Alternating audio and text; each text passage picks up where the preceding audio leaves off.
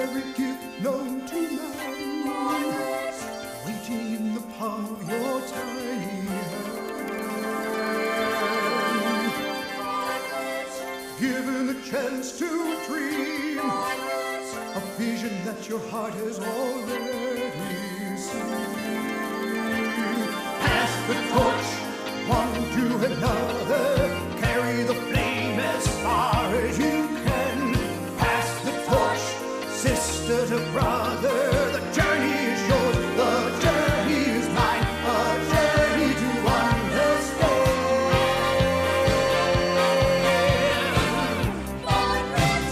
Holding on to the key, ready to unlock your destiny.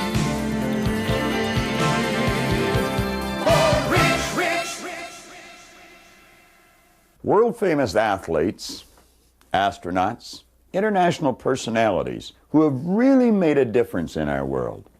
You and I, we all started out exactly the same, just like that beautiful little baby that you just saw. We were born rich, rich in potential. We have deep reservoirs of talent and ability within us. You're about to embark on one of the most exciting journeys you could possibly get involved with. This program, You Were Born Rich, is the most effective personal development program in the world today. It's been designed specifically to help you realize all of your dreams, live the life that you really want to live. We're going to invite you into a live seminar so that you can experience the excitement, the high energy of actually being there. We have special guest Paul Hutsey on the program. You'll be meeting other personalities, people just like you and I, who have been involved in this program, and it's made a tremendous difference in their life. Consider this. Just like that baby, when you and I were born, we were natural-born risk-takers. We had no limitations. We were free to step out and do everything we wanted to do. Now, some of the people that you are going to see interviewed have attended this seminar, some of them a number of times, most of them at least twice. The real benefit of having this seminar on the video is that you can stop the tape at any time and go back and play it over again. You see, reading and memorizing or just watching this really is not going to do you any good. You must understand and apply the ideas. Now, the exercise book, your action planner, that's in your program is vitally important. It's probably one of the most important elements in your entire Born Rich program. It's vitally important that as I suggest you get involved in an exercise, you take it and you really get involved. Stop the tape. Think of where you are and think of where you want to go. And complete the exercise. Don't put it off. Literally wear this book out. Now, what I'd like you to do is come with me, mentally prepare yourself as we go into a live seminar. There's a seat saved just for you.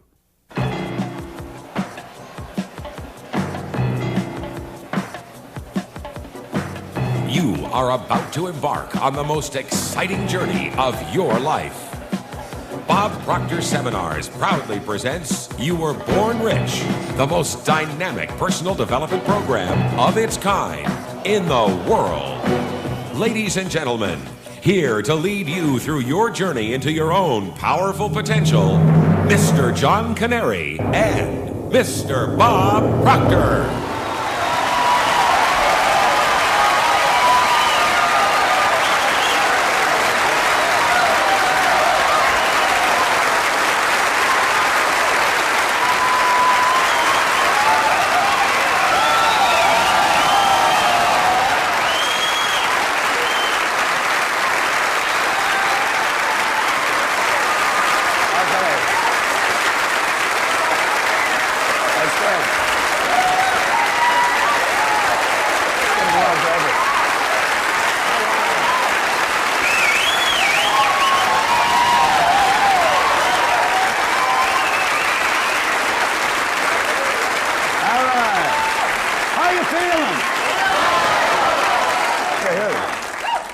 Can we do better than that, Robert? How are you feeling? I'll tell you what I'm going to do, Robert.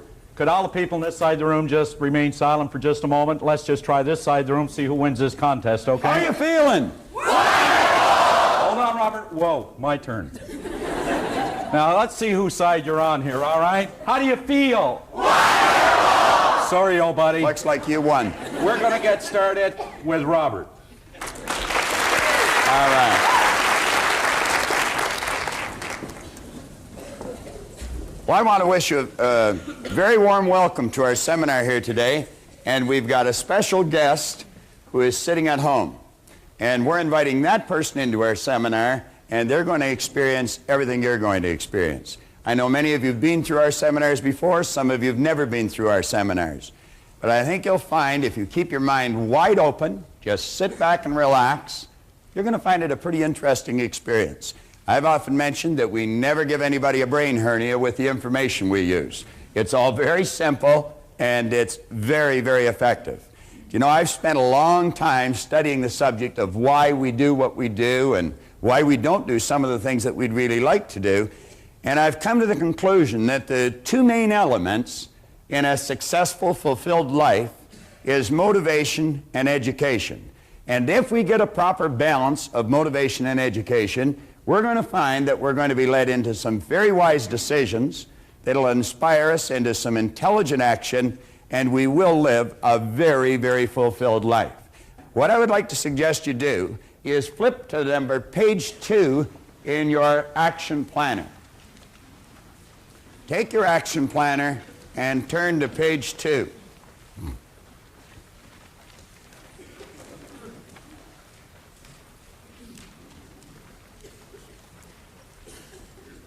You know, some time ago, John Canary gave me a little piece of literature about getting out of the comfort zone that was written by Bob Riggs in southern Florida.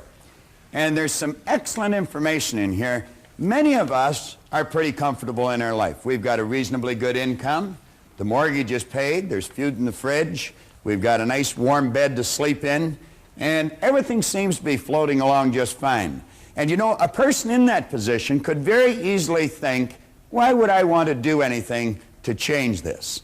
Well, we have found that if your life is not going in one direction, it absolutely, by law, must be moving in another direction. And Riggs is talking about that here. He said many of us have established a comfort zone in our lives.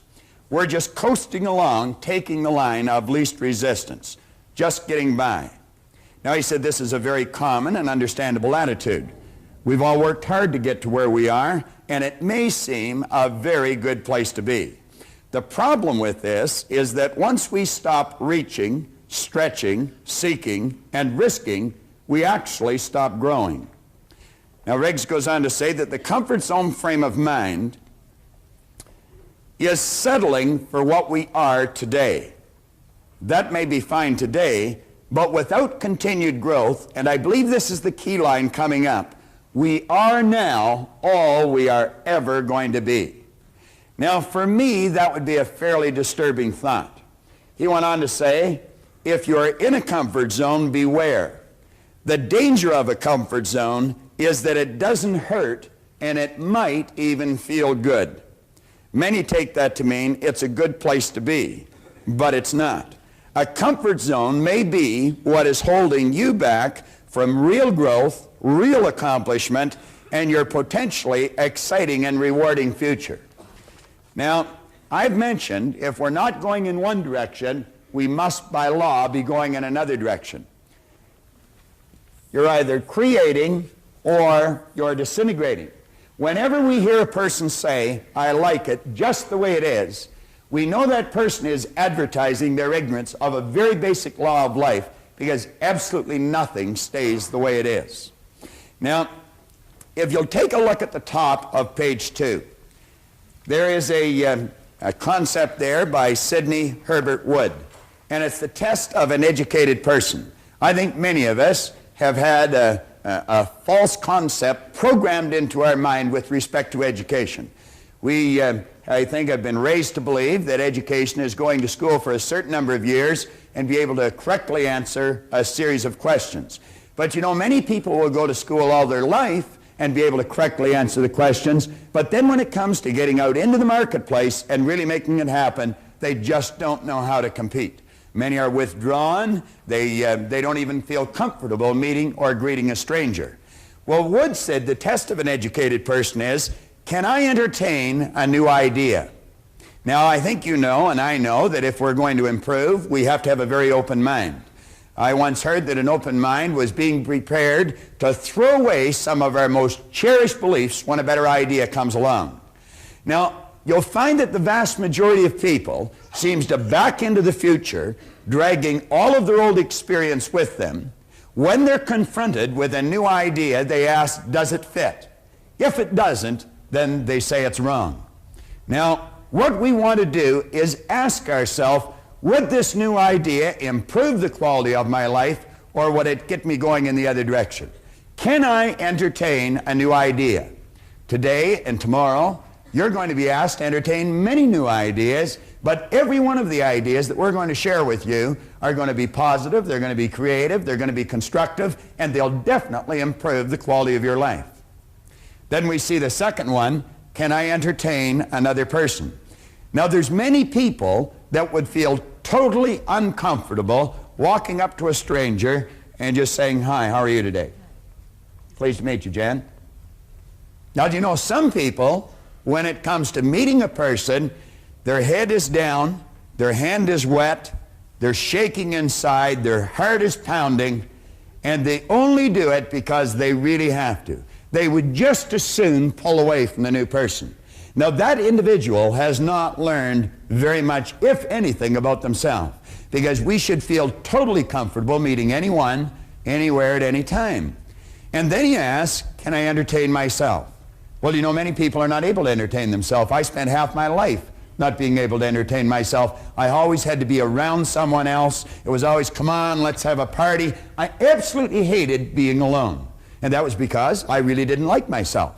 Now, I have found through studying the ideas that we're going to cover here over the next couple of days, we can develop into very interesting and reasoning companions. Most of the time that we live, we do spend with ourselves. And you're going to find that some of the very best conversations you ever have are going to be with yourself. I get so excited about some of mine, I talk right out loud. That draws, a strange look from people from time to time, but you get such great ideas going in your mind that you just can't help it. Now, here in the first paragraph, we say that this program, You Were Born Rich, is based on the premise that you have rich resources lying dormant within you. I have heard many people laugh when they take a look at our program or take a look at the title of the book, Born Rich. You see, they think that means that you've been born into great wealth. Some people are, but some people are not. But everyone, without exception, has been born with tremendous resources lying within them. We've got deep reservoirs of talent and ability. And through following right rules and natural laws, we're going to find that we can draw that potential to the surface and we can bring it to bear, and it will cause the manifestation of prosperity in our material world. Now, in almost all the seminars that either John or myself does, we take and we put an R here in the board. Now, what I would like to suggest you do is you let that R represent the results that you're getting in your life. Now, there's three areas that we're going to suggest that you focus on. One is happiness, one is health, and another one is material wealth. Now, when I first started to study this material, I was not happy, I was not healthy, and I definitely was not wealthy. I had a chap sit down with me, and he saw something in me that I obviously wasn't capable of seeing in myself. His name was Raymond Stanford, Raymond Douglas Stanford. In fact, I named my son after him, Raymond Douglas Proctor.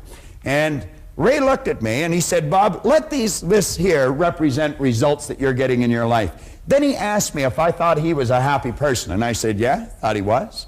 He said, have you ever seen me sick? And I had to admit I hadn't. He said, have you ever seen me when I was broke? And again I had to admit I hadn't. Well, he proceeded to tell me that he thought I was one of the most miserable people he had ever met. Well, and you know, it was true. I was an unhappy human being. He said, you're always sick. Now, I didn't have a terminal illness, but I always had a headache or a cold or a backache or something. And he pointed at the area of money. He said, you're always broke. He said, you're forever trying to hit somebody up for a couple of dollars for gas. Now, if I was to put this in proper perspective for you, I was earning $4,000 a year at the time, and I owed 6. So do you see, I wasn't really interested in being happy or healthy at the time. I figured if I could just get this money problem straightened out, everything was going to be great. He proceeded to tell me that there were certain laws governing happiness, and if you follow them, you can just keep getting happier and happier. That sounded a little foreign to me, but that was his opinion. And he pointed out that you and I have an ingenious system built within us to keep our body in excellent working order. And then when he talked about the area of money, he said, you know, he said there's exact laws governing wealth. And he pointed out, he said, this stuff cannot talk, but it can hear.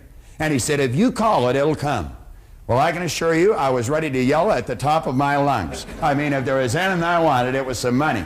I figured it would take the heat off for a little while. Ray suggested that I go out and buy this book. It's Napoleon Hill's book, Think and Grow Rich. And you know, he said there's a secret in this book. And he said if you can find the secret in the book, you can have anything you seriously want. Now, you take a person that's unhappy, not very healthy, is in debt, you'd have a difficult time accepting that. I was 26, and I just couldn't accept the idea. But as Ray said, your way's not working, why don't you try his? And that's what I'd like to suggest to you today. If you're not getting the results you want, your way obviously isn't working, why don't you try ours? Now, I often mention that John and I have got license to brag about every idea we use because none of them are ours. We don't claim that we've originated these ideas. In fact, we openly admit we haven't. We've just gathered them from books here and seminars there and great teachers all over the world. And what we've done is put them together in an organized, coherent manner. So if your way is not giving you the results you want, I would suggest that you take a real serious look at these ideas. Now, I looked for the secret and I couldn't find it, but I found in one place here, he said a peculiar thing about this secret is that those who once acquire it and use it find themselves literally swept on to success with but little effort, and they never again submit to failure. What a marvelous promise. He said, if you doubt this, study the names of those who have used it, wherever they've been mentioned. Check their records for yourself, and you'll be convinced. Now, he lists upwards of 100 names here. He's got Henry Ford, William Wrigley, James J. Hill, George Eastman, Theodore Roosevelt. He goes on here, John D. Rockefeller, Thomas Edison, Luther Burbank, Woodrow Wilson. How could I relate to any of those people? I couldn't relate to them. But you see, in that first part, he said, check their names or check their records wherever they've been mentioned. So I did that. And I got out books on Edison, and I got books on Rockefeller, and I got books on Woodrow Wilson, and all the great people that he had mentioned here. And you know what I found? I found they were no different than you. They were no different than me. Many of them had very little formal education, which made me feel fairly comfortable because I didn't either. Many of them had very, very rough roads to start on. But I found out we're essentially all the same. Do you know what was different? The results they were getting. And as I studied on here further, in his chapter on persistence, and he mentions that persistence to the quality or to the character of the human being is like what carbon is to steel, he said the only thing that he could find in Edison or Ford that he never found in everyone else was persistence. They'd get a hold of an idea and they'd stick with that idea. And I look back in my own life and I never did that. I'd try something a couple of times, and if it was rough, I quit. I'd have people saying, oh, Bob, why don't you just give it up? I'd say, yeah, you're right, and I would. Now, you see, the people I was mixing with, they were losing too. I never stuck at anything. So I made up my mind, if I ever found this secret, I'd work it right until I died. Now, I did find the secret. It was in 100 different places in the book, and it was simply sit down, decide what you want, write it on a card, carry the card in your pocket, and read it as often as possible every day. Now, keep in mind, I was earning $4,000, I owed $6,000. I was sitting in a fire hall at the time, and I wrote on the card that I was going to have in my possession by New Year's Day of 1970, $25,000. Now, I wrote that on the card in 1960. You know, the idea of having $25,000, it was sort of a fantasy. I don't think there was $25,000 in the whole fire hall at the time. Now, I wrote that in the card in 1960, keep in mind. I gave myself a decade to pull this deal off. I really didn't believe it was going to happen. But I found out a couple of things. I found if you write a lie on a card and you read it often enough, you're going to start to believe it. And you know, William James, back around the turn of the century, he said, believe, and your belief will actually create the fact. Well, I did what he suggested. I read this card every day. I'd carry it around and I'd just keep reading it. And one day one of the guys in the fire hall got a hold of it and they pulled the card away and they passed it all around. Everybody started to laugh. Proctor's going to get rich. I had a chap in a seminar the other day that he said the same thing had happened to him. He was in a seminar and he got one of these gold cards and they passed it around at work and he said, everybody laughed at me, but he said, I'm winning. Now, I didn't read the card in front of anyone any longer, but I kept reading it. I'd go to the bathroom and I'd sit in the toilet and lock the door and I'd read the card. Or I'd be driving down the street and I'd come to a traffic light and I'd haul the card out and I'd read it. Now, something very funny happened to me. 1 year later, I was earning $175,000 a year. Now, that's an enormous change, and it went well beyond $1 million in a year. Now, that was not supposed to happen. See, everything I'd been taught since I was a little boy indicated that if you don't go to school, you can't win. If you don't have business experience, you can't win. I had not gone to school. My second month in high school, they asked me to leave. I'll never forget how happy I was when they made that decision. As I look back, they were probably much happier than I was when they made that decision. But here I was, I was 16, I had very little knowledge, I had absolutely no skills, and at the very best, my attitude was poor. What chance did I have? I really didn't have any, but I didn't know that. And so I just bummed around from job to job, in and out of the Navy, in and out of factories, in and out of bars, mostly in and out of the bars, until I was 26. Here I was at 26, when Ray sat down with me, I had very little knowledge, absolutely no skills, and my attitude had not improved greatly. But he introduced me to this idea. And I found that it doesn't matter what's happened in the past. You may not have a colorful background, and maybe you have. You may not have a lot of formal education, and maybe you have. But it really doesn't matter if you've got a goal and you're willing to stick to it and study the laws, you're going to find out that you can win. Now, that was like an emotional impact. And I had to find out what happened to me. And so I made up my mind that someone had either written in a book or they were talking about it. And I made up my mind I'd read every book that was ever written if I had to. And I'm going to tell you, I have one of the finest libraries on personal development, psychology, the area of the mind that you're going to find anywhere. And I don't just mean library of books, I mean library of tapes and records. And I would travel anywhere in the world that I heard of a good seminar to find out more about myself. Find out more about you. Find out what makes us tick. And you know a strange thing? I found as I studied me, I understood you better. Because we are essentially all the same. And that's just sort of the way it works. This seminar is nothing but the culmination of all that study. But it wasn't just study, it was a lot of practice, a lot of painstaking study, and an awful lot of experience. And John and I have seen great changes take place in our own life, but better still, we've seen phenomenal changes take place in the lives of the thousands and countless thousands of people that have studied these seminars. We've done these seminars as far away as Takapuna, New Zealand. We've done them all over the United States, every state in the United States. And we've done them all across Canada. People in England are studying this right now. As a matter of fact, this book, Born Rich, is being read in Russia right now. That's a fair distance away from here, and it's a lot different philosophy than most people in that country are used to. Now, we point out here that material wealth is a normal and a natural state for you to live in. Intellectual comprehension, come down to the third paragraph on page 2. It's vitally important. Intellectual comprehension of this program is not difficult. In a relatively short period of time, you will be prepared to correctly answer a battery of questions about this Born Rich program. If you read it, memorize it, you could answer almost any question in it. But that doesn't mean that you're going to win.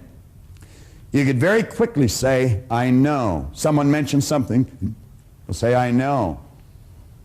I know somebody that says that all the time. Doesn't matter what you say to her. Vera says, I know. All right. Now, knowing and doing are poles apart. And I point out in 2 or 3 places in the book that reading and memorizing are not going to make you successful. It's the understanding and then the application of wise thoughts that count.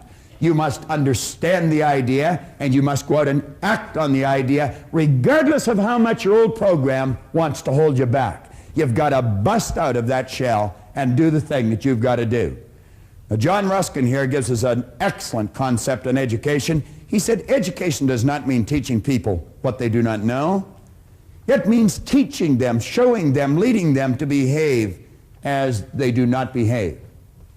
Now, the compensation that you're going to receive for following the ideas that you're going to be studying for the next couple of days is absolutely incredible.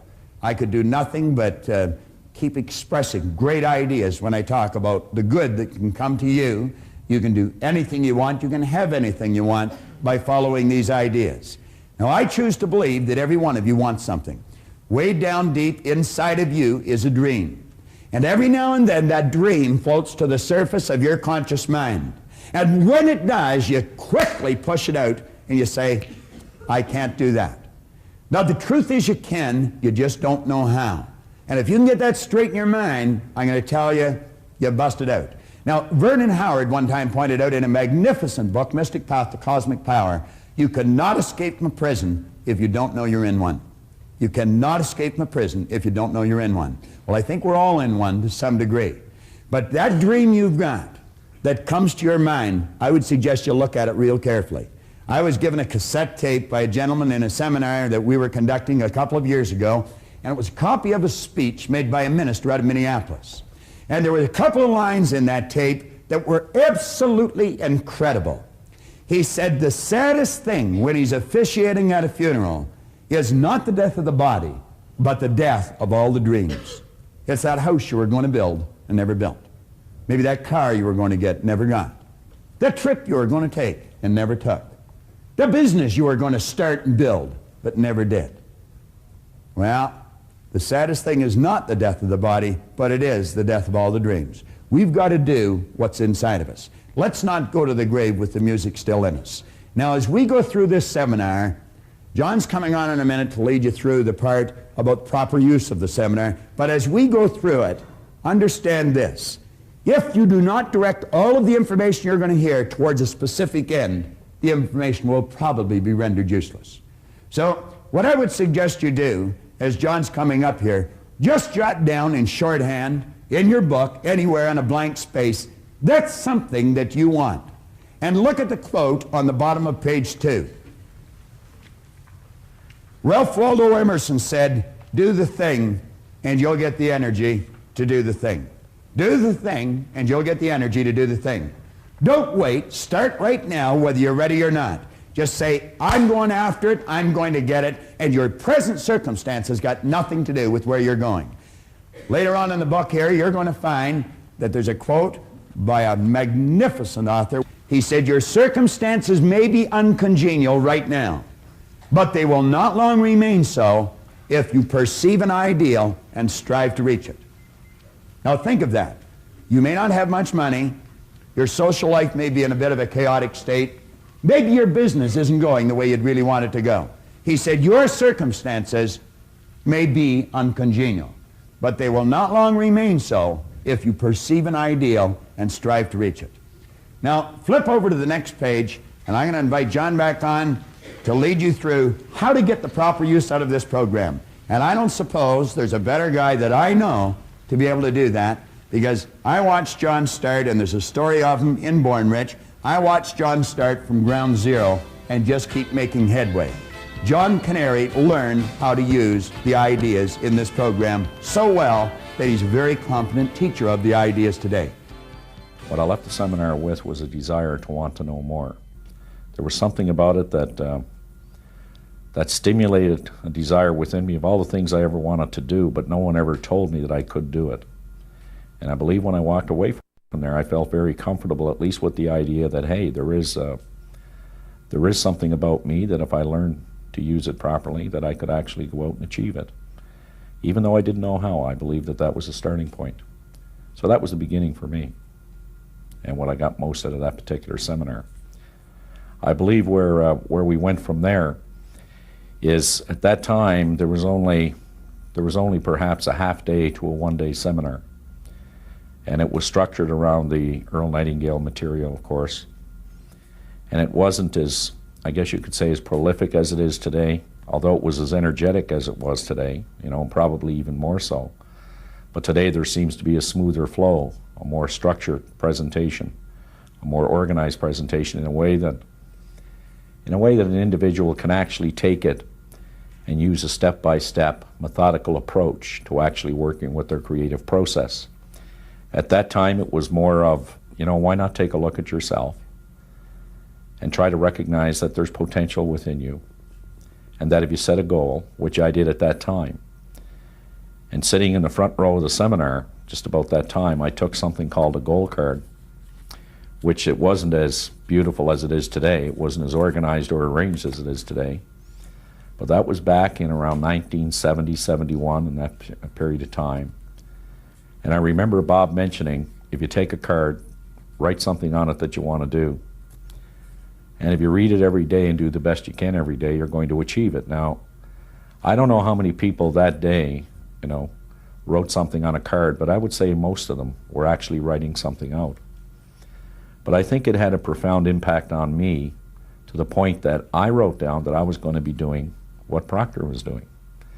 And even more importantly, that I was going to be doing it with him. Now,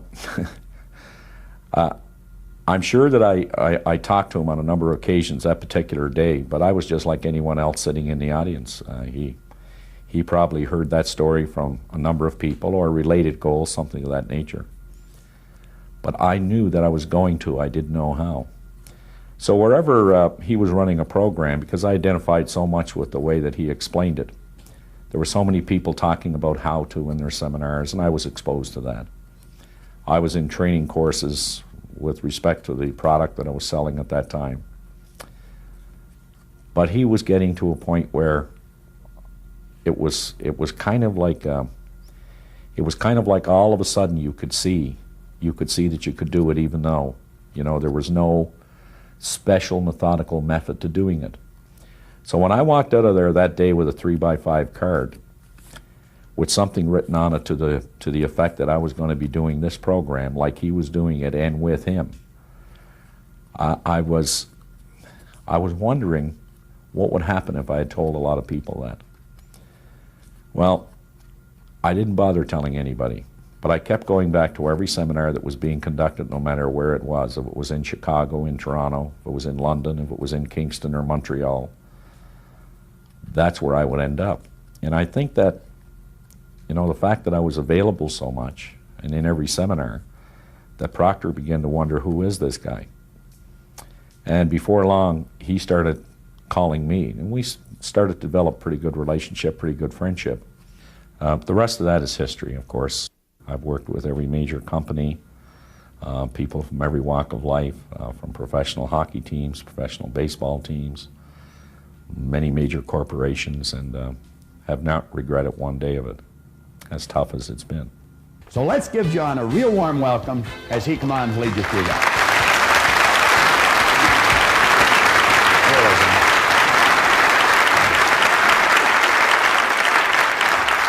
Anytime I start a seminar like this, I always like to start with the balls. And one of the reasons that I use this is because it had such a dramatic impact on my own life. And I knew that this worked in a physical sense as I just took a look and stared at it, but I wasn't quite sure how it worked in every other sense. And I know many people that when they get an understanding of how this works, that if you put a little bit into life, you're only going to get a little bit out of life. In other words, if you want to spend a lot of time complaining about what's wrong in life, that's just about the only thing you're ever going to find in your life. I like to put it another way. If you want to look at the scientific side of things, they'll say that for every action, there is an equal reaction in the opposite direction. If you want to go over to the other side to see what the theologian has to say, or the philosophers, they'll tell you exactly the same thing. They'll say that as ye sow, so shall ye reap. And then there's a way that I kind of like to use it. And it works this way. That the only thing that can flow into your life or mine, whether it be in a financial sense, whether it be in your personal life, whether it be in your family life, one thing is for certain. That the only thing that can flow into your life is based on what's flowing out of your life. I know that any time that I have this sitting at home, and some of my son's buddies will come by, he'll always take them over. They'll say, what's this? And he'll take it and he'll say, well, you see, what this means, if you put a little bit in, you get a little bit out. But if you put a whole lot in, you get a whole lot out. That's just the way it works.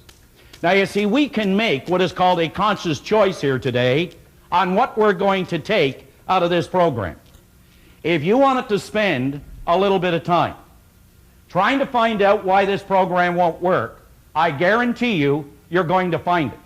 But there's only one reason you can ever find something wrong with anything. And that's because there must be something right with it. You see, you can't have one without the other. I mean, how would you know a good paycheck if you didn't know a bad paycheck? I mean, you can't have a hot without a cold. You can't have an up without a down, and in without an out.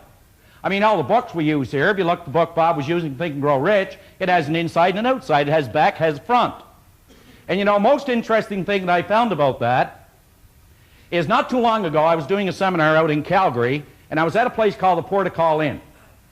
And you know, I was standing down in the basement there doing this seminar in a place like this, but there was fewer people. And at the back of the room, there was this beautiful, magnificent glass window, and as you looked through it, you could see the magnificence of the mountains. And all along the top of the mountains, you could see the beautiful snow-capped tops and the peaks, and the sun was just bouncing right off the top of those mountains. And I made an analogy quickly.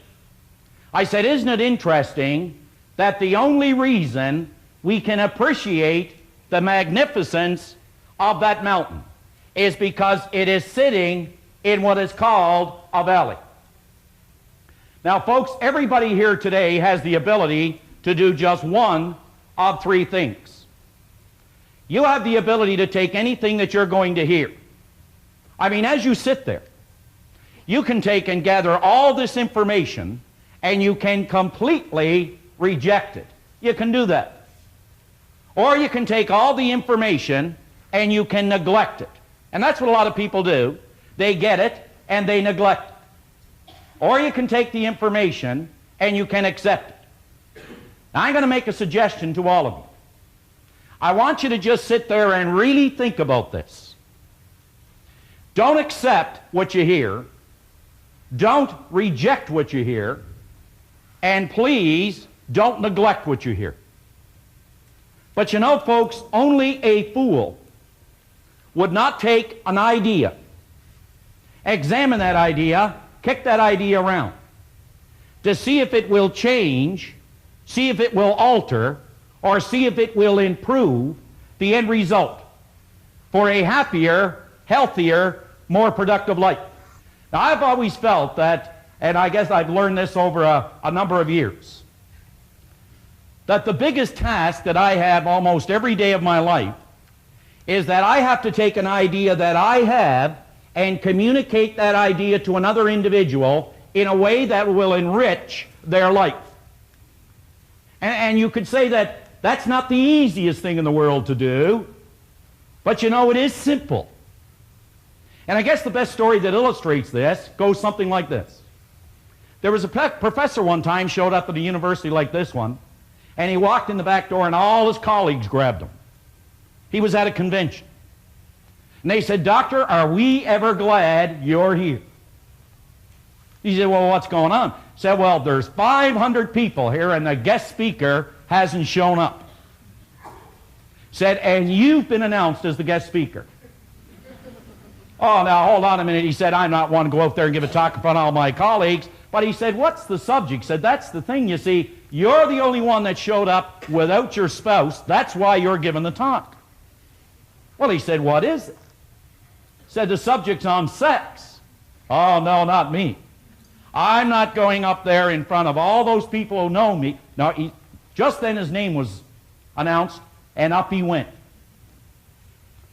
He got up and he stood behind that lectern there, and he just gave a 40-minute performance and just knocked your socks up. And after it was all over, got a standing ovation, away he went home, felt pretty good. He said, "I should get on the circuit here." I know a lot of people like that. And he walked in the door, and his wife, Martha, greeted him there with a big hug and a kiss, and she said, "Well, dear, how'd the convention go?" Said, "Well, dear, as a matter of fact, it was great. I was the guest speaker." Said, "Dear, you don't know anything about speaking." "I knew that. They didn't know that. Went along great." Said, "Well, dear, what'd you talk about?" Now, he's not a dumb guy, right? He said, honey, he said, I'll be up all night if I tell her. Oh, he said, honey, I talked about sailing. George, you don't know anything about sailing. Well, I knew that, and they didn't know that. And they seemed to like it. Well, off they went to bed. Now, the next day, Martha's out doing the shopping. And so were all the girls that were at the convention. Now, just to show you how two people are talking about who they think they're talking about the same thing, but in reality, they're not. They only think they are, but they have two different ideas. And they all spotted Martha, and they ran over and they said, Martha, we didn't know Charlie was such an authority on the subject. Oh, she said, girls, he isn't really the old fool. He only did it twice. And you know what? The first time, his hat fell off, and the second time, he fell over the side. Now, there were two people who thought they were talking about the same thing. Well, the idea that we're working with here today is to take an idea we have, transfer that idea to you as an individual. But there's only one way we can do that. Is you've got to kind of let go of the resistance. You've got to hang a little bit loose because it is somewhat disturbing. Some of the information disturbs people sometimes. It really does. It actually does. It was a Bishop Sheen, was giving a great talk every Sunday afternoon.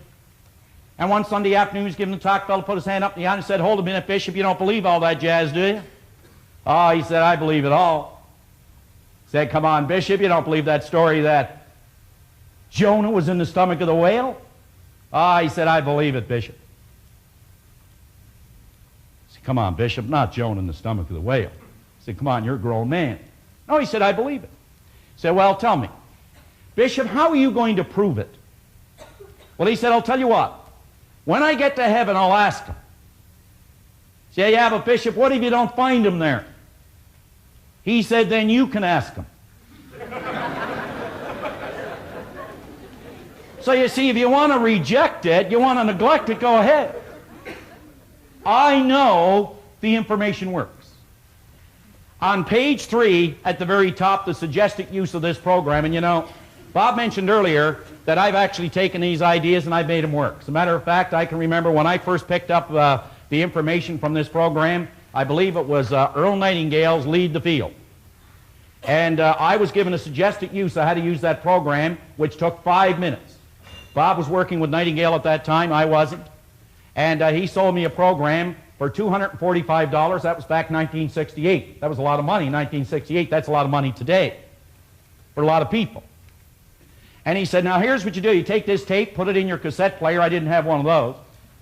And he said, what you do is turn the cassette on because it wasn't a popular thing in cars. But he said, you listen to the first tape all week. Then go to the second one and listen to that all week. That was the suggested use of the program at that time. So you see, I watched this program grow up. Not only grow up, but I've been able to take it and maximize it more than any individual I know that has ever gone through this seminar. And I can say that, and I can say it with conviction, I can say it with commitment. So let me just walk you through a couple of steps. Born Rich is the beginning of an exciting journey you're about to take. And like all journeys, which are properly planned and completely enjoyed, you must have these 4 basic points. You've got to work these 4 basic points. See, it's the old idea that there are 2 simple words that we could implement to really get the results we want. The first one is called order. Order. Order is the very first law of creation. And the second word is movement. And when you have order and movement working in your life, what begins to happen is there's a pattern of growth that begins to develop. You see, I think that we try to get here without first covering or bridging the gap of these steps along the way. So if we have the order, and the order is to make a decision that no matter where I am, no matter how well I am doing, I can do better, and I'm going to set an objective to bring about that order. And then we use the movement which is known as a system, and I believe that Born Rich is a system. I don't believe it, I know it. You only have to believe something until you understand it, then you don't have to believe it anymore. But belief is the fuel to get you off the ground. So the first step, a clear understanding of where the journey begins. A very clear understanding of where the journey begins, and I don't know anybody that'll do that more effectively than Robert when he comes back up to start going through the basic concept and the creative process. Number 2, checkpoints en route to help you stay on course. You see, I believe we know, for the most part, a lot of us what we want. And as Napoleon Hill said time and time again in this great book, he said, you must know what you want, why you want it, when you want it, and an idea on how you're going to get it. You must know what you want, you must know why you want it, you must know, he said, when you want it, and he said you must have an idea on how you're going to get it. So we need checkpoints en route to help us stay on course. Number 3, a clear understanding of your destination. I believe one of the greatest definitions that I've ever heard of success in my life is that success is not a destination, never has been, but it is something called a journey. It has always been what is called a journey. It is not something you get, it is something you're becoming. It never ends. It's infinite in terms of growth. And number 4, a commitment. You know, I've spent a lot of time studying, as everyone else, books such as In Search of Excellence, In Pursuit of Excellence. I know when I look at Paul Hutsey, I think a lot about excellence. And you know, excellence is perhaps one of the most important words in your life. But one of the reasons for that is because Paul knew about excellence 20 years ago. His company, they published something called In Search of Excellence and The Pursuit of Excellence. But what does the word mean? I hear people say excellence in this, excellence in that. What does the word mean to you? Well, I'm going to tell you what the word really means. It means a commitment to completion. Folks, you never ever want to forget that. Excellence is simply a commitment to completion. The steps are not easy, but the understanding of the steps are easy. If you remember, it's a commitment to completion. That means completing the things around home. It means completing the things at your work. It means completing the commitments in your personal life. It's a commitment to completion. You will agree a person would be very foolish to tell themselves they are presently in Atlanta, Georgia, and their destination is Dallas. If in fact they were actually in Calgary, Alberta, with Dallas, Texas as their destination. Do you know how many people that are trying to set a goal, they don't know where they're at, consequently they don't know how to get there? Unbelievable as this may seem, this is the classical error millions of people make philosophically with their lives. They are not completely honest with themselves when it comes to recognizing where they presently are. Where they presently are. Honest answers to every question and serious consideration to every exercise and suggestion will clearly indicate 3 points. And this is what this program is about, is these 3 points. Where your journey begins. That's number 1. Number 2, the mental adjustments that must be made. The mental adjustments that must be made. Let me give you an example. Anytime working with a young person, I just love working with young people. They only have to understand what a mental adjustment is and they'll make it quicker than you and I. Are you aware that your kids, they only have to what is called make up their mind. You and I have to change our mind. We can teach them how to make a mental adjustment, and here is the major mental adjustment that all of us have to make. Simple one. You must regard all adversity. You must regard all circumstance, all conditions in your life. If you could look at it as though it were an investment in which you can attract and learn more about growth in your life. It's an investment only. What a difference we'd find in everything that we do. And number 3, approximate time it will take to complete the journey. The approximate time it will take to complete the journey. Now, before you become emerged in your Born Rich program. Form the attitude that this program has been prepared especially for you. This is for you. This is not for me. This is not for me only. It's not for Bob. It's for you. Especially prepared for you. Imagine that the author, that the speaker is a clear, personal friend whom you have chosen as your mentor. I wonder how many of us have a mentor. I always say when a program ends, it's the beginning. It really is. It says, make a commitment to yourself that you will follow every instruction necessary to alter, and you're going to hear this word so often, to alter your old conditioning. Now I want you to think, what is old conditioning?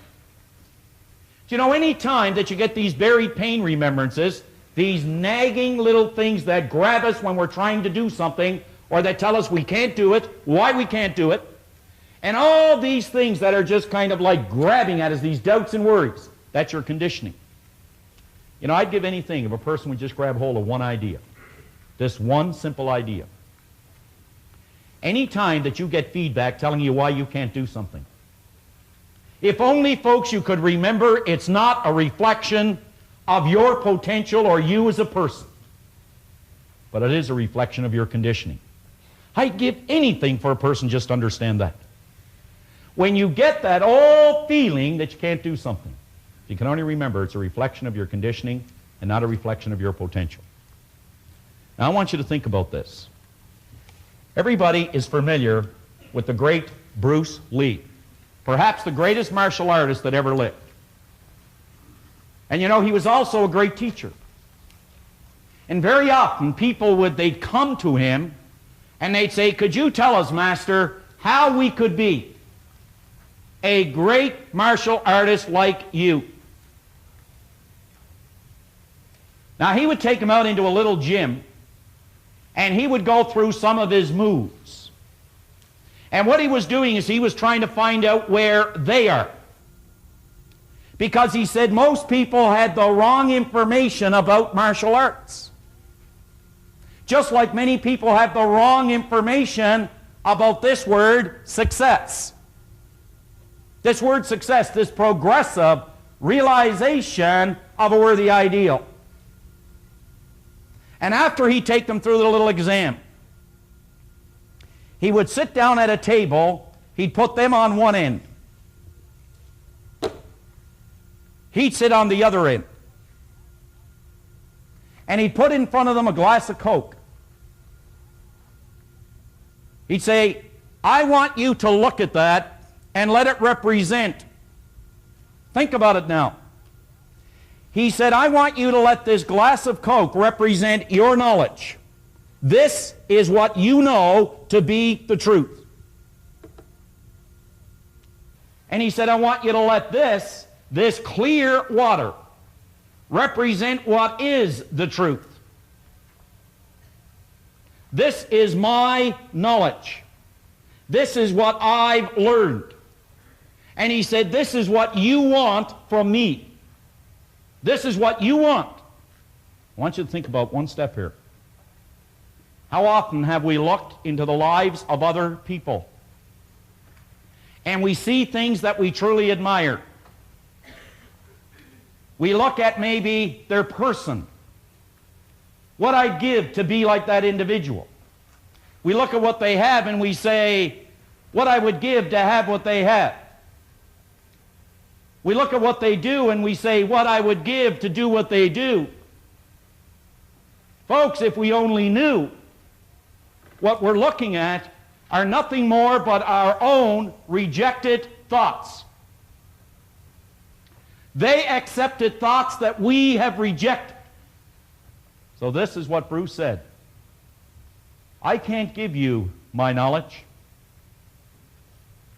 because, you see, there's too much of yours. However, he said, if you are prepared to let go of yours and make room for mine, then we can work together. But as long as you hold on to this, I can't give you this. Think about it. Are you prepared to let go of what you've learned? And by that, I don't mean to just cast it aside, but to examine it. And to take a new idea that you will hear in 2 days here. A new idea. And to examine that idea, entertain that idea, to see if it will change, alter, and or improve the end result for a happier, healthier, more prosperous life. If you're prepared to do that, this program will really, really work for you. Will really work for you. Would you go back to the book with me, please? Second last paragraph. Rather than merely listening to the messages, questions and exercises, think. Think deep, penetrating thoughts. Ask yourself, what does this mean to me? How can I apply this idea to my life? Remember, not how can I apply it to someone else's life. How can I apply this idea to personal growth and development in my life? Because the simple basic laws of life are create or disintegrate. We're either moving forward or we're going backwards. And the last paragraph, set aside a definite period of time every day, weekends and holidays included, for the proper use of your Born Rich program. In other words, make a decision. See, folks, we don't have as many problems as we have decisions to make.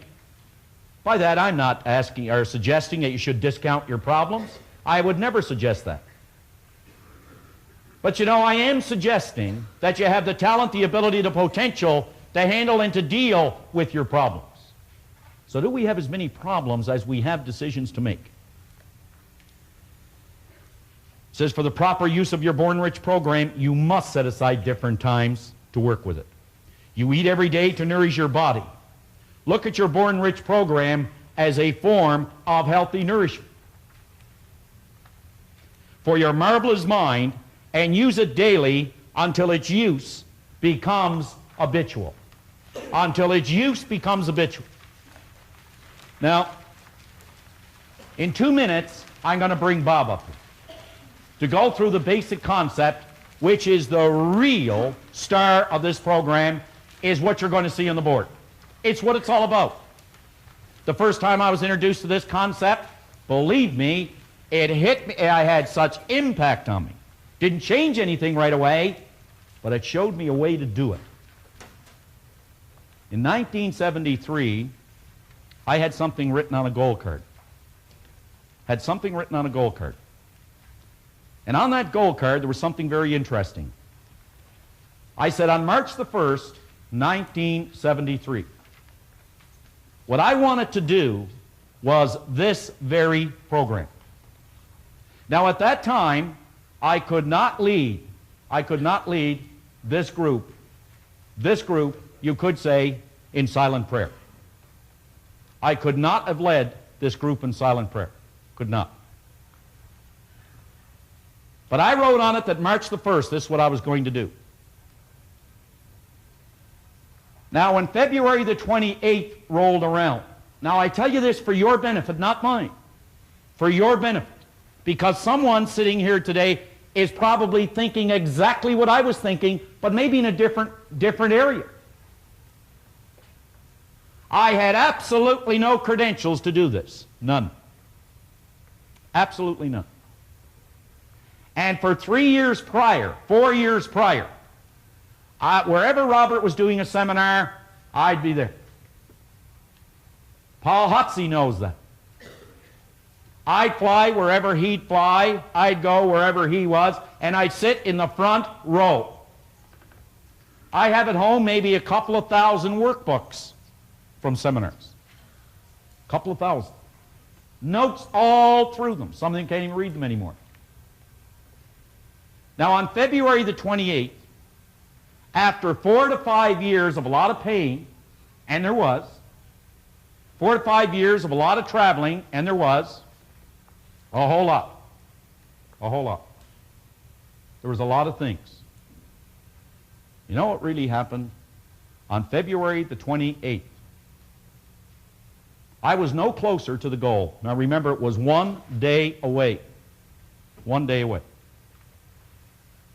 I was no closer to the goal. After 5 years. Kind of disheartening and discouraging, isn't it? So this is what happened. I got a phone call from Chicago. It was Robert on February the 28th, 1973. And he said, John, I got some bad news for you. I can't get to Toronto. Chicago is closed. He said, you're going to have to do the seminar in the morning. Now here it was, it's what I always wanted to do, and the first thing that hit me was fear, panic. And I remember giving him a gold card, and he said, you obviously had something to do with the Chicago airport closing. But to the day, it worked. Even though all the appearances said it wouldn't work. But you know what? I made a decision. This was my knowledge. This was his. I had to get rid of mine to get his. That's what you're going to have to do. Today and tomorrow.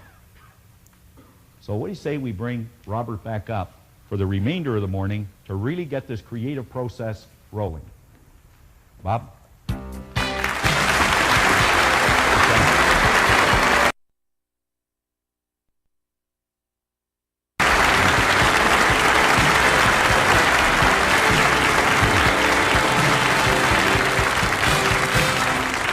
Thank you, John.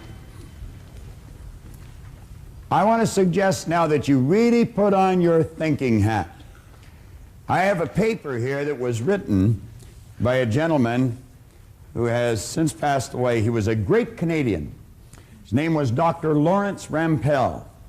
And when I first moved back to Canada from the United States about 8 years ago, Dr. Rampell was sitting right here where Mr. Kavuk, the great photographer, is sitting.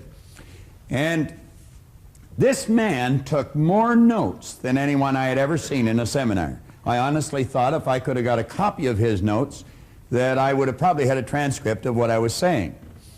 Now, I made up my mind I'd get to know him after the seminar was over. I wanted to know why he wanted to have all this written.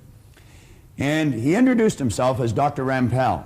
I asked him if he was a medical doctor. He said no. And I said, are you a dentist? He said no. And I said, are you a chiropractor? He said no. I said, you want to play 20 questions? And he laughed, you know. And he said no, he had a doctorate's degree in thinking. Now, do you know, he had the only doctorate's degree in thinking that had ever, up till that time, come out of the University of Toronto. It took him 11 years to get it. Every time he went to go down a road, somebody put a block up in front of him and say, no one has a doctorate's degree in thinking. Now, that's rather odd, especially when you consider that thinking is the highest function of which a human being is capable, and all the great leaders, all down through history, have been in complete and unanimous agreement that you and I become what we think about. Now, play with that for a moment. It's a subject that is not taught in school. It's the highest function of which we're capable. And every great leader that has ever lived all told us that you and I become what we think about most of the time. Dr. Rampell wrote a paper, Tools for Teaching Thinking. He said thinking is a skill which can be learned just as we learn skills such as typing and playing the piano. Now, he said few public schools offer courses devoted expressly to teaching thinking. Rather, we are expected to learn and teach thinking as a byproduct of learning mathematics, reading, science, history, trade, and so forth. And he said we do, in fact, learn a lot about thinking in this way. The trouble is, we learn our thinking skills in bits and pieces, and we never put it together as an overall picture. If asked to describe what all is required in order to think effectively, most people would be at a loss to give a complete account. Thus, we are unable to assess our own thinking skills or systematically teach the skill of thinking to others. Now, consider this for a moment. When you think in pictures. Check it out. I'm going to suggest that you think of the home you live in And as you do, realize that an image of your home comes onto the screen of your mind. It's almost as if there's a screen running right through the center of our head, and the second we think of our home, the picture of the home comes onto the screen of our mind. Now I want to suggest that you think of your automobile. And the second you think of your automobile, the picture of the home is gone and the picture of the automobile is there. Think of your kitchen, your backyard. Think of where you work or go to school. And bang, bang, bang, just like that, the picture changes. We literally think in pictures. Now I'm going to suggest that you think of your mind. Now when most people think of their mind, they get an image of the brain. How many thought of the brain? Quite a few hands going up. And yet you know the brain is not the mind any more than the fingernail is. And paradoxically, the fingernail and the brain is the mind. You see, mind is an activity and body is the manifestation of that activity. And we're going to find out as we go along through the morning and this afternoon that the body is really nothing but an instrument of the mind. Now, your brain is comprised of hundreds of thousands of cells. Into these cells we impregnate pictures or images. And as we think, we activate that particular group of brain cells, and the picture that's in them flashes on the screen of the mind. Now I'm going to come back to that in just a moment. Flip over onto page 5 in your exercise book. At the top of the page, it's talking about me and money. Now when you think of yourself and you think of money, what kind of a picture do you get? Do you know the vast majority of people get a picture of poverty? And what we want to do is take and build cells of recognition in your brain for prosperity. So we're talking about me and money. That's you and your money. Now we say the program was written in the sincere hope that it would lead you. And that's all we could do is lead you. It's like Dr. Billy B. Sharp in Chicago. He said a person will not believe something until they discover it for themselves. So we just actually want to lead you to this new awareness. Well, we want to lead you to the many discoveries that lie within you. And we're going to do that through the repetition of prosperous ideas. What we're going to do is tell you one thing 10,000 times and 10,000 different ways. And we're going to cause pictures to fly on the screen of your mind until you get a clear picture of greatness and prosperity locked up within you, because that's what they're, regardless of whether you understand that or not at this point. Now, we're suggesting that you start to see money. Whenever you think of money, see this stuff as an obedient, diligent servant. You're the master, it's the servant. And don't ever get that equation reversed, or you're going to find yourself in very, very deep trouble. You can use this to provide service far beyond your own physical presence. If you and I had no money, we'd still be able to provide service, but the service that we provided would be confined to our physical presence at any given place or any given time. However, if we had some money, we could provide that service far beyond our own physical presence. So let's make certain that we get that programmed into those cells properly. Now you come down a little further, we're going to say here that lack and limitation can only exist when we make room for them in our mind. But prosperity consciousness knows no lack and it knows no limitation. Now, I want to suggest that you resolve to just completely take the lid off your marvelous mind. Just blow it away. And let the greatness start to flow around in there. Now, flip over to the next page. When we start thinking about money, and we start thinking about ourselves, as I suggested, we get images on the screen of our mind. Now, on page 6, we say throughout your entire Born Rich seminar, your attention is directed at the importance of your mind. The type of thoughts and ideas which occupy your consciousness are of paramount importance in developing prosperity in your life. Your mind is either in an orderly or a confused state. Order must prevail. John mentioned that a little earlier. Order and movement are what necessary. Well, we start with the order.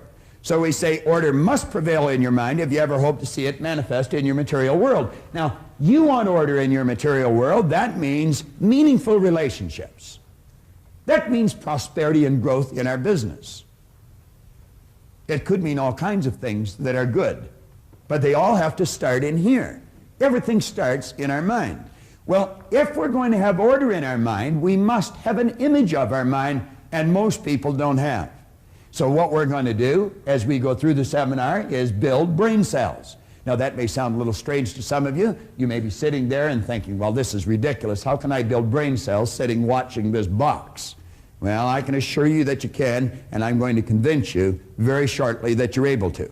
Now, what I'm going to do, I'm going to use different examples as we go through this seminar, and each one of these examples are real, live examples, every one of them.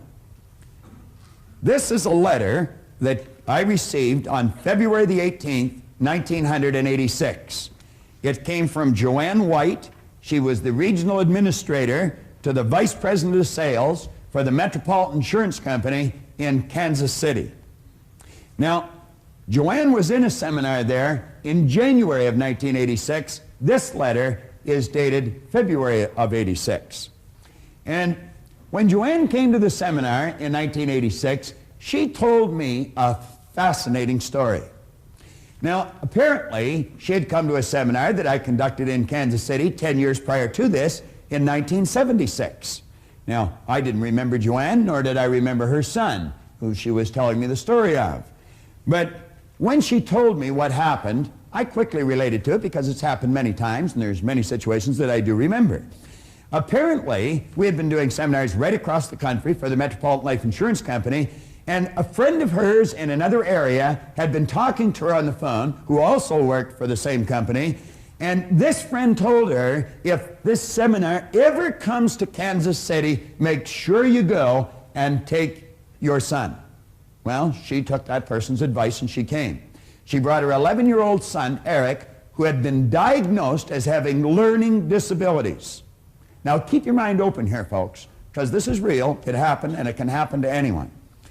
Someone had made a classical error, and someone possibly in a position of authority, in fact, probably in a position of authority, and they told this lady and her husband that their 11-year-old son had learning disabilities and not to expect too much from him. So they didn't. Worse still, the little boy didn't expect much from himself. I told her to bring the little boy to the seminar, and we just built new brain cells, that child could do anything he wanted. That this idea of learning disabilities was an error that someone had made, and they shouldn't believe it any longer. And I said, you bring him, have him sit right near the front, and I said, we'll give him a little special attention, and you'll just watch the change take place. Let me read you the letter. She says, Dear Bob, I wanted to take a moment to tell you how much I had gained from your seminar in Kansas City and how much I am continuing to gain from the use of your tapes. Now, at that time, all we had is audio tapes. Now, you can sit and you can watch this over and over and over again because there's going to be parts of it that'll seem a little confusing to you first time through. But as you play it over and over and over again, the confusion will leave and order is going to come to your mind. There's many times I'll take a book and I'll read the same paragraph over and over again. This book that I mentioned earlier of Napoleon Hill's, I've been reading that for 27 years. Now, it's not such that I'm such a slow learner. It's just there's so much depth in the book. My wife's sitting back there and she's saying, no, it's not the depth, it's that you're a slow learner. But, and anyway, that's just her opinion. All right. Now, she said, I listen to the tapes each time I get in my car, and I intend to continue to do so. And, of course, you've got the audio cassettes from the seminar as well, so you can just snap them into your car. Remember this. If you only drive 25,000 miles a year, you're spending 13 40-hour weeks behind the wheel of that automobile, all of which your conscious mind is free to travel around and do anything it wants to do. Your body is programmed to drive the car. Well, she's, Bob, I'm sure at times you ponder over the long-range effects of these seminars. Do you merely get people excited and then once you leave town, forget it? Well, I attended your seminar when you were in Kansas City 10 years ago. I brought my 11-year-old son who was going through some trying times in school. He had been diagnosed as having learning disabilities, and he was really struggling. Listen to this. He was certain he was a reject. What a terrible thought to be running through the little kid's mind. I'm a reject. Many adults running around with that thought in their mind. You could have been sitting with that thought in your mind. You might be sitting with that thought in your mind. I'm a reject. There's no such thing as rejects. God didn't make any rejects. But as I brought Eric to the seminars, he learned that you can do anything or be anything that you believe you can. He learned to set goals and to achieve the goals that he set. Listen to this for progress. I am very proud to tell you there was both an immediate and a long-range change in Eric's performance. In that same school year, his grades spiraled upwards and he became an honor student. Eric attended Bay State. He is an Eagle Scout. He was listed in Who's Who in American high schools. He was editor of his school paper. He qualified for scholarships, that's plural. He had his choice for college. And at the present time, he's a junior at the University of Missouri, and he's on the dean's list. I feel a great deal of this can be credited to the fact that this 11-year-old boy learned he could do anything he believed he could, and he became a goal setter. Joanne concluded by saying, Bob, I just wanted to share this letter with you, as I really do not know if we would be able to tell this success story if I had not brought Eric to this seminar. I'll always be grateful. I guess she will, and I guess Eric will too. And what was the big win? Was it the Who's Who in American high schools? Was it being editor of his school paper? Was it the honors that he accomplished that first year? Was it the college scholarships in college? I don't think so. I don't think any of those things were the big win. You know what the big win was? It was the one single idea that enabled him to do all these things. And one idea can cause you to make the progress this young boy made. We have a gentleman in our audience, I'm not quite sure where he is. He's a good friend of mine, Grant Sylvester. He's the president of Money Concepts for Canada. And Grant Sylvester hired us to conduct these seminars way back in the 70s for a large company that he was a senior executive in. And right across the country, they had a 53% increase in sales. Now that's hundreds of people. That's an enormous increase. I want you to think about that for a moment. Here's an idea that gave this little boy honors in schools, gave Grant's company a 50% increase in sales. So you see, I don't really care what you do. It doesn't matter what you're doing. It's you that counts, and the more you understand you, the better your results you're going to get.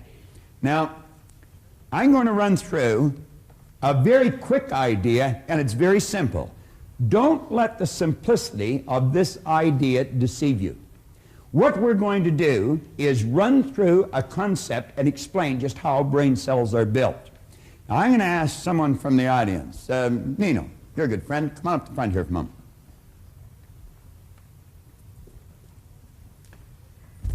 All right, Nino. Wonderful, Bob. Give Nino a hand.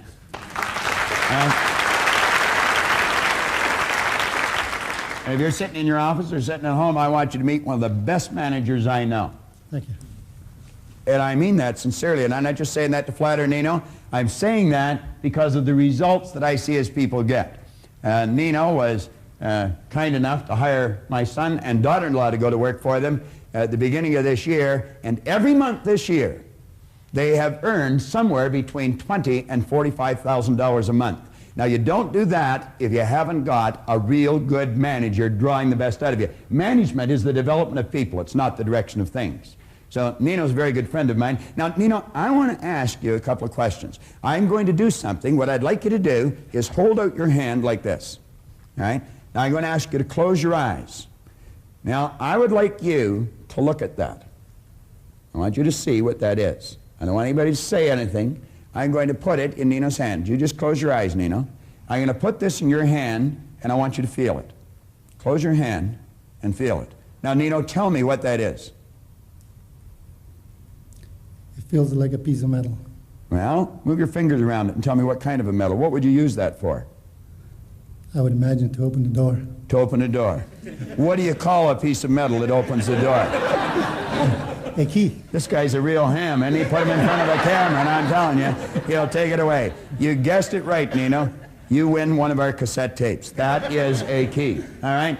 Now, what happened there? Let's stop and think of what happened. Nino has sensory factors. He can hear, see, smell, taste, and touch.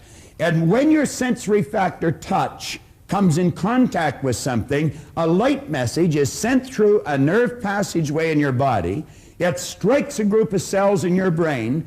Those brain cells are activated, and the picture that's in the cells flash on the screen of the mind. So although Nino was not looking at this, which is a sensory factor, and it'll work that way too, he was touching the key, and that triggered the image on the screen of his mind. Now what I'm going to do, I am going to show something to Nino, and I'm going to ask him what it is. Nino, I would like you to tell me what that is. A pen. A what? Pen. A pen. You think it is? Yes. You don't know what it is, do you? You're guessing now, aren't you? Now, you weren't guessing when you told me what that is. No. But when I asked you what this little metal object was, you're guessing. Is that correct? Correct. Now, Nino, what you're really saying is, I had cells of recognition when I touched this, but when I look at this, I have no cells of recognition. Now, we're going to build cells of recognition in your brain. I'm going to tell you what this is, and I'm going to do something with it, and as I do that, instantly, in a millisecond, cells will be built in your brain. That, Nino, has a little plunger on it. Now, as I hit that plunger, something's going to come out of here. You see that? That is a toothpick, Nino. That's what your Aunt Marg gives you when you don't need anything, all right? Now that is a toothpick. Now, that's no big deal, and you could miss the whole message here. But you see, Nino didn't know what that is. You know what he was saying? I don't have any cells of recognition in my brain. Now, when you go home, Nino, you can tell Rose that you built some brain cells this morning. She can love more of you, all right? You take more of her home. But that's exactly what that is, all right? And we just built some brain cells. Thank you very much. Thank you, Nino.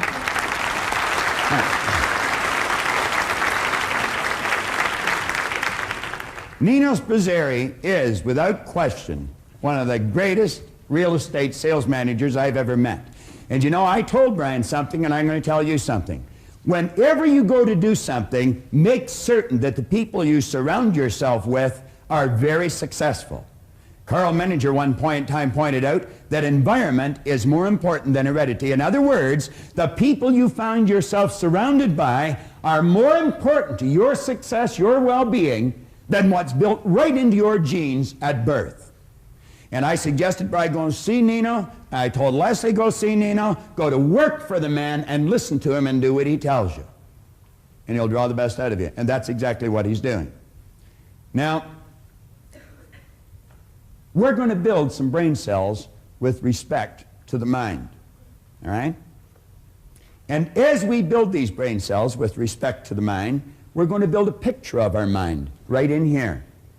And then as we get that picture in here, we can start making headway and making some of the adjustments that John talked about in the proper use of the program. The points we just covered were simple, but vitally important. And one of the most important points of all was the fact that you and I must have an image of our mind. Without an image, we have confusion. So that's very, very important.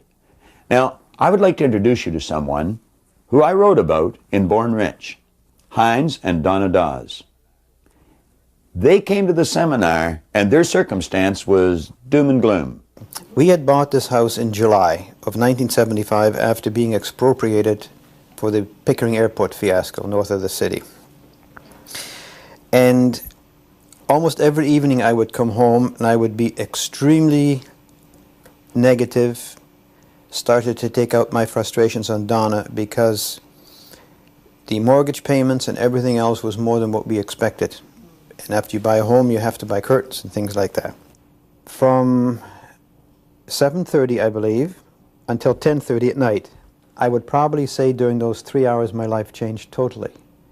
Because from an almost decision to having to sell this house to 3 hours later to having a target of having a Cadillac paid for in 3 weeks, that is a tremendous change. An important point here is that Heinz Dawes had been an insurance agent for 15 years. He had great information. He had heard many motivational speakers, but he was still at the financial point where he was going to have to sell his house. Heinz's problem was confusion. He did not have an image of his mind, and that's what made the difference. Unfortunately, a lot of those, if you want to call them motivational speakers, are geared on a very narrow, specific point. And yes, it may give you an immediate shot of adrenaline, but very quickly wears down, because you are not given the understanding of how it works.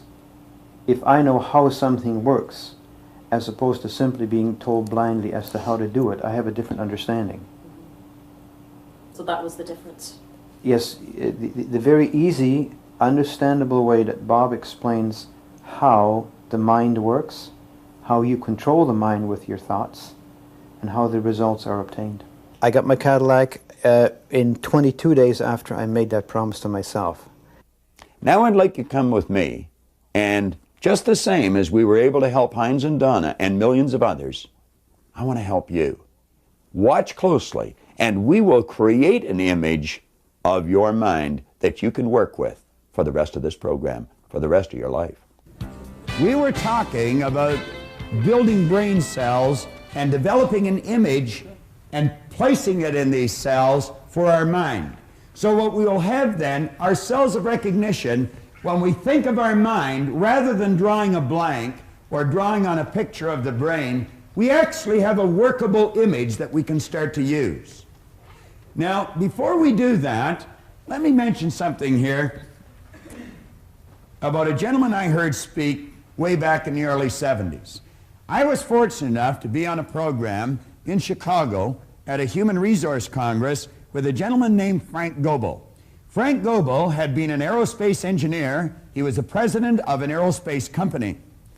And one day he was working on his budget, and he realized that 65 cents out of every dollar revenue coming into that company was going back out of the company again to employees for either salaries or benefits. And he suddenly realized he knew virtually nothing about people. Here he was spending 65% of all the revenue on something he knew virtually nothing about. He said, I knew an awful lot about engineering, and I knew a fair amount about aerospace, but I knew very little about people. And so he said that he decided he would study some psychology, and fortunately for him, he ended up collaborating with Abraham Maslow.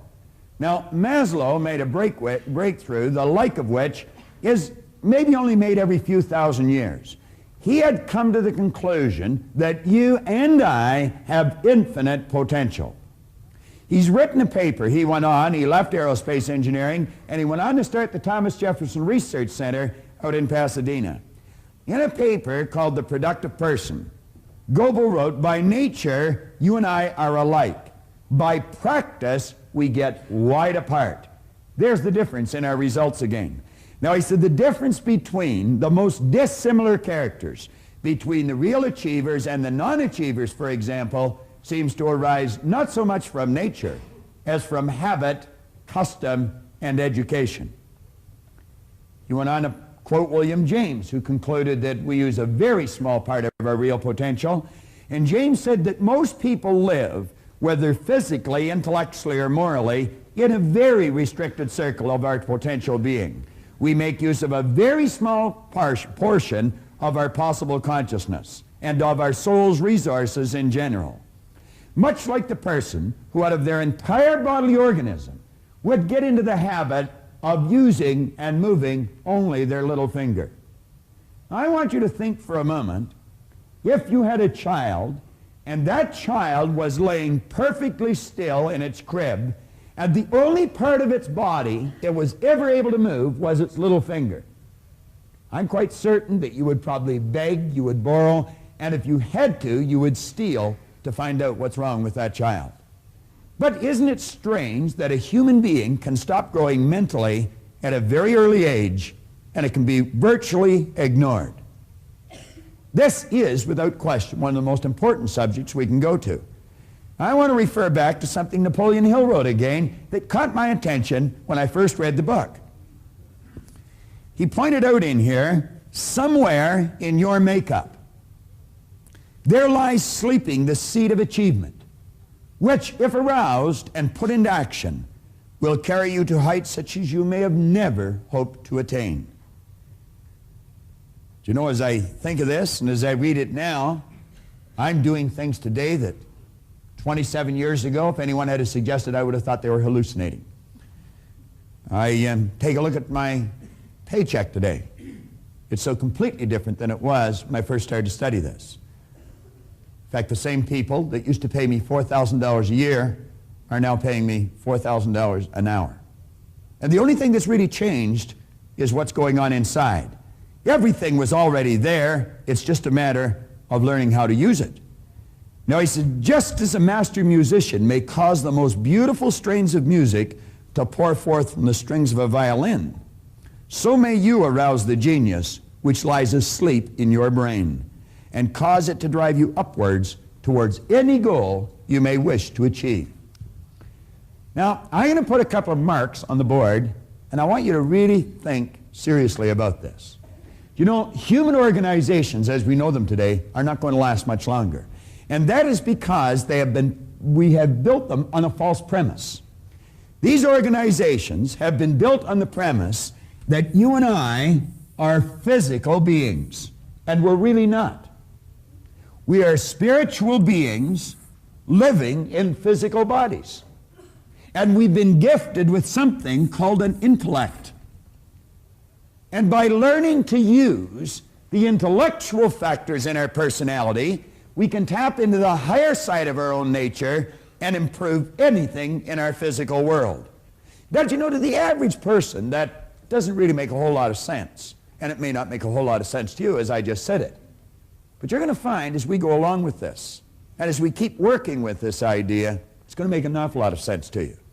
Now, I have found, when we start to study ourselves, there's only 2 points of reference we can go to. One is science, and the other is theology. There doesn't seem to be anywhere else to go. I have found that there are only 6 basic religions. Now, I spent quite a bit of time living and working in California. I think there's something like 4,000 religions in California, but everybody starts their own out there because there's tax breaks, you see. So, but you're still going to find there's just 6 basic religions, and they all teach us essentially the same thing. They teach us that we are non-physical beings. They may use a different word, but the concept is the same. Do you know, it's a strange thing. Most people don't even know much about their own religion, and yet they say mine's right and all the rest are wrong, and they don't even know what the others are. I have found that every one of them has the truth in it. We are non-physical beings. See, the truth is something like the center of town. It really doesn't matter which side you approach it from. When you get there, you're in the same place. Now, the other area that we might want to look at is science. Science tells you your energy. As a matter of fact, a DuPont scientist many years ago said that the electrons and the atoms of your body contain a potential energy of more than 11 million kilowatt hours per pound. Do you know that there's enough potential energy locked up in that thing that you're sitting in that we call a body to light up this whole North American continent for nearly a week? And then you'll hear people say, I haven't got any energy. What a ridiculous statement. That's all we are, is a mass of energy. Do you know this thing you're living in vibrates? It glows. As a matter of fact, there is an aura of energy around your body. That is the cells leaving your body. Your body changes at the rate of about 50,000 cells per second. And as the cells leave the body, new ones are created. And you know you can photograph the energy leaving the body. Semyon Kurlian, way back in the early 30s, perfected a form of photography where he could take and photograph mass, and the rays of energy coming from the body would penetrate the camera, penetrate the film, and you'd actually catch it on the film. And you'd photograph the density and the color of it. I would imagine you're very familiar with this, are you, honey? That's right. And you know, as the image in a person's mind changes, the vibration of their body changes, and the density and the color of this energy changes, and changes dramatically. Do you know you've even got a mental faculty where you can start to feel that energy coming from a person, and you can determine the mood they're in very, very quickly. You can virtually read what's going on inside an individual. Now, as we study this, we're going to find that this side and this side is actually all hooked up. Think of this for a second. you see sitting here on the lectern a glass of water. Now, let's stop and think about this for a moment. We call that glass. It's actually energy. Because of the speed it's vibrating at, we call it glass. We call this water. That's what it is. It's water. But it's actually energy too. As a matter of fact, the ring that's hitting it is energy, and the finger that the ring is on is energy. Everything's energy. Everything vibrates at a different speed. But stay with me here for a moment. What we're talking about here is energy. Now, while the energy is in the vibratory rate it's in that glass, we're going to call it water. And we call it water because it's vibrating at a physical or a corporeal state. If you were to add heat to that energy that we call water, you wouldn't call it water anymore. Then you would change the terminology that you would use. It'd be the same energy, but it would be moving faster and a higher speed of vibration. Then we would call it steam or vapor. And we would call the energy steam or vapor because it's not in a physical vibration. It's now moved into what we call an astral vibration. If we were to continue to add heat to that energy that we now call steam, you wouldn't call it steam any longer. You would call it air, ether, or gas. And that's because it's not in an astral vibration any longer. It's moved into now what we call an etheric vibration. But every level, it's the same energy. Now, as we take a look at this, we're going to let these lines represent levels of vibration, or, as we more commonly refer to them, as frequencies. And you know, each frequency is hooked up to the one above and the one below. There's no line of demarcation where one stops and the other starts. See, every frequency, it's like the colors of a rainbow. As they fit together, there's no place where one color stops and the other starts. They're all joined together. Now, you're never going to see that with something you call sight. Sight is a physical sensory factor. You have to go to one of your higher faculties, and you develop this through understanding. You start to understand. So you see, the part of us that we cannot see and the part we can see is all the same. This is just the flip side of the coin of this. Spirit always manifests through its polar opposite. We have the ability right here to tap in to this great power that I choose to refer to as spirit, and we can tap in with an intellect, and we can cause this power to literally move into form, into something we call an idea. That idea must literally move into something we refer to as results. You see, both science and theology clearly indicate nothing is created or destroyed. The only thing you can do is cause it to change. Now, this particular program is about prosperity. And when we think of prosperity, money plays a very large role. But of course, so do relationships, and so does the health of our body. But let's go back and think about money for a moment. Now, when you think about money, money is really an idea. You say, that's money. No, money is an idea. It's manifest on paper. Now, paper used to be wood. I remember when I was a little boy, I lived way up in Michipicoten Harbor. That's about 3 wigwams this side of the North Pole. It's a little north of King Garden, I think. But at any rate, when I lived up there, I'd watch them take these large logs out on flat cars on the railroad. And I remember people telling me that they were going to make paper out of it. I thought, how do you make paper out of a tree? It didn't seem to make sense. Well, you alter the vibratory rate of the energy that's called wood, and pretty soon it's called paper. And then you put ink on it, and now we call it money. Now let's think about this money for a moment. If it can be neither created nor destroyed, it must already be here. If we can't destroy it, if heat will cause the energy that we call water to move into an etheric state, I would imagine heat would cause what we call money to move into an etheric state. And there it goes. Now where is it? You say it's gone. It's not gone. Still here. You see, you'll never see it on the level it's on now with your physical sensory factor sight. But if you use your intellect and develop understanding, you'll know that it's still here. What we want to do is cause it to move into form. Now that's just about as bizarre as anything you'll ever hear to some people's ears. But I'm going to tell you, it's just as true as anything you'll ever hear if you understand natural laws. And what I'm talking about is moving your mind into a higher vibration, developing a higher consciousness, and you can literally attract all the good that you want. You see, money is literally attracted to us, or it's repelled. Now, in the first 27 years of my life, I can assure you that I was not magnetized to that green energy. It used to stay away from me, and now it just keeps coming to me. What did he say in this book? Right in the start of it. He said, when money starts coming, it'll come so fast and so furious, it will literally make your head spin. Now, let's take these simple concepts that have deep meaning, and let's take this other board here and build a picture. One of our intellectual factors is imagination. Another one is reason. Now, with reason, we have the ability to think. John's going to be talking about that a little later on. With our imagination, we can tap into this infinite power and we can build beautiful pictures in our mind. Now, since no one has an image of the mind, we have to make one. It's like the little boy in school. He was sitting there doodling away, drawing a picture, and teacher says, "What are you doing, son?" Kid says, "I'm drawing a picture of God." Teacher says, "Nobody's ever seen God." Well, he says, "Wait till I finish the picture," you know.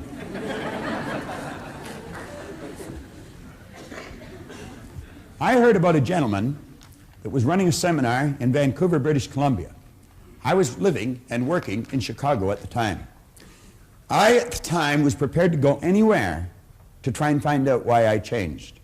And Vancouver was not too far to go from Chicago. I always sort of laugh when I hear a person say, "Oh, if you hold one of these seminars in the east end of the city, I'll come, but I don't want to drive across the city. I'd walk across the continent if I thought I could get something that would help me understand me better, because I know it's my understanding of me that's going to determine the results that I get in my life, in my happiness, in my health, or in the area of wealth." Well, I flew off out to Vancouver, and I had heard many speakers. I had read many books. I had a ton of information running around my head, but I couldn't get it to fit. And I couldn't get it to fit for the same reason that some of you have never been able to get it to fit. You have no picture in the brain cells of the mind. Do you know there's many psychiatrists that have problems with their patients because they're not giving them an image to work with when they're working with their mind?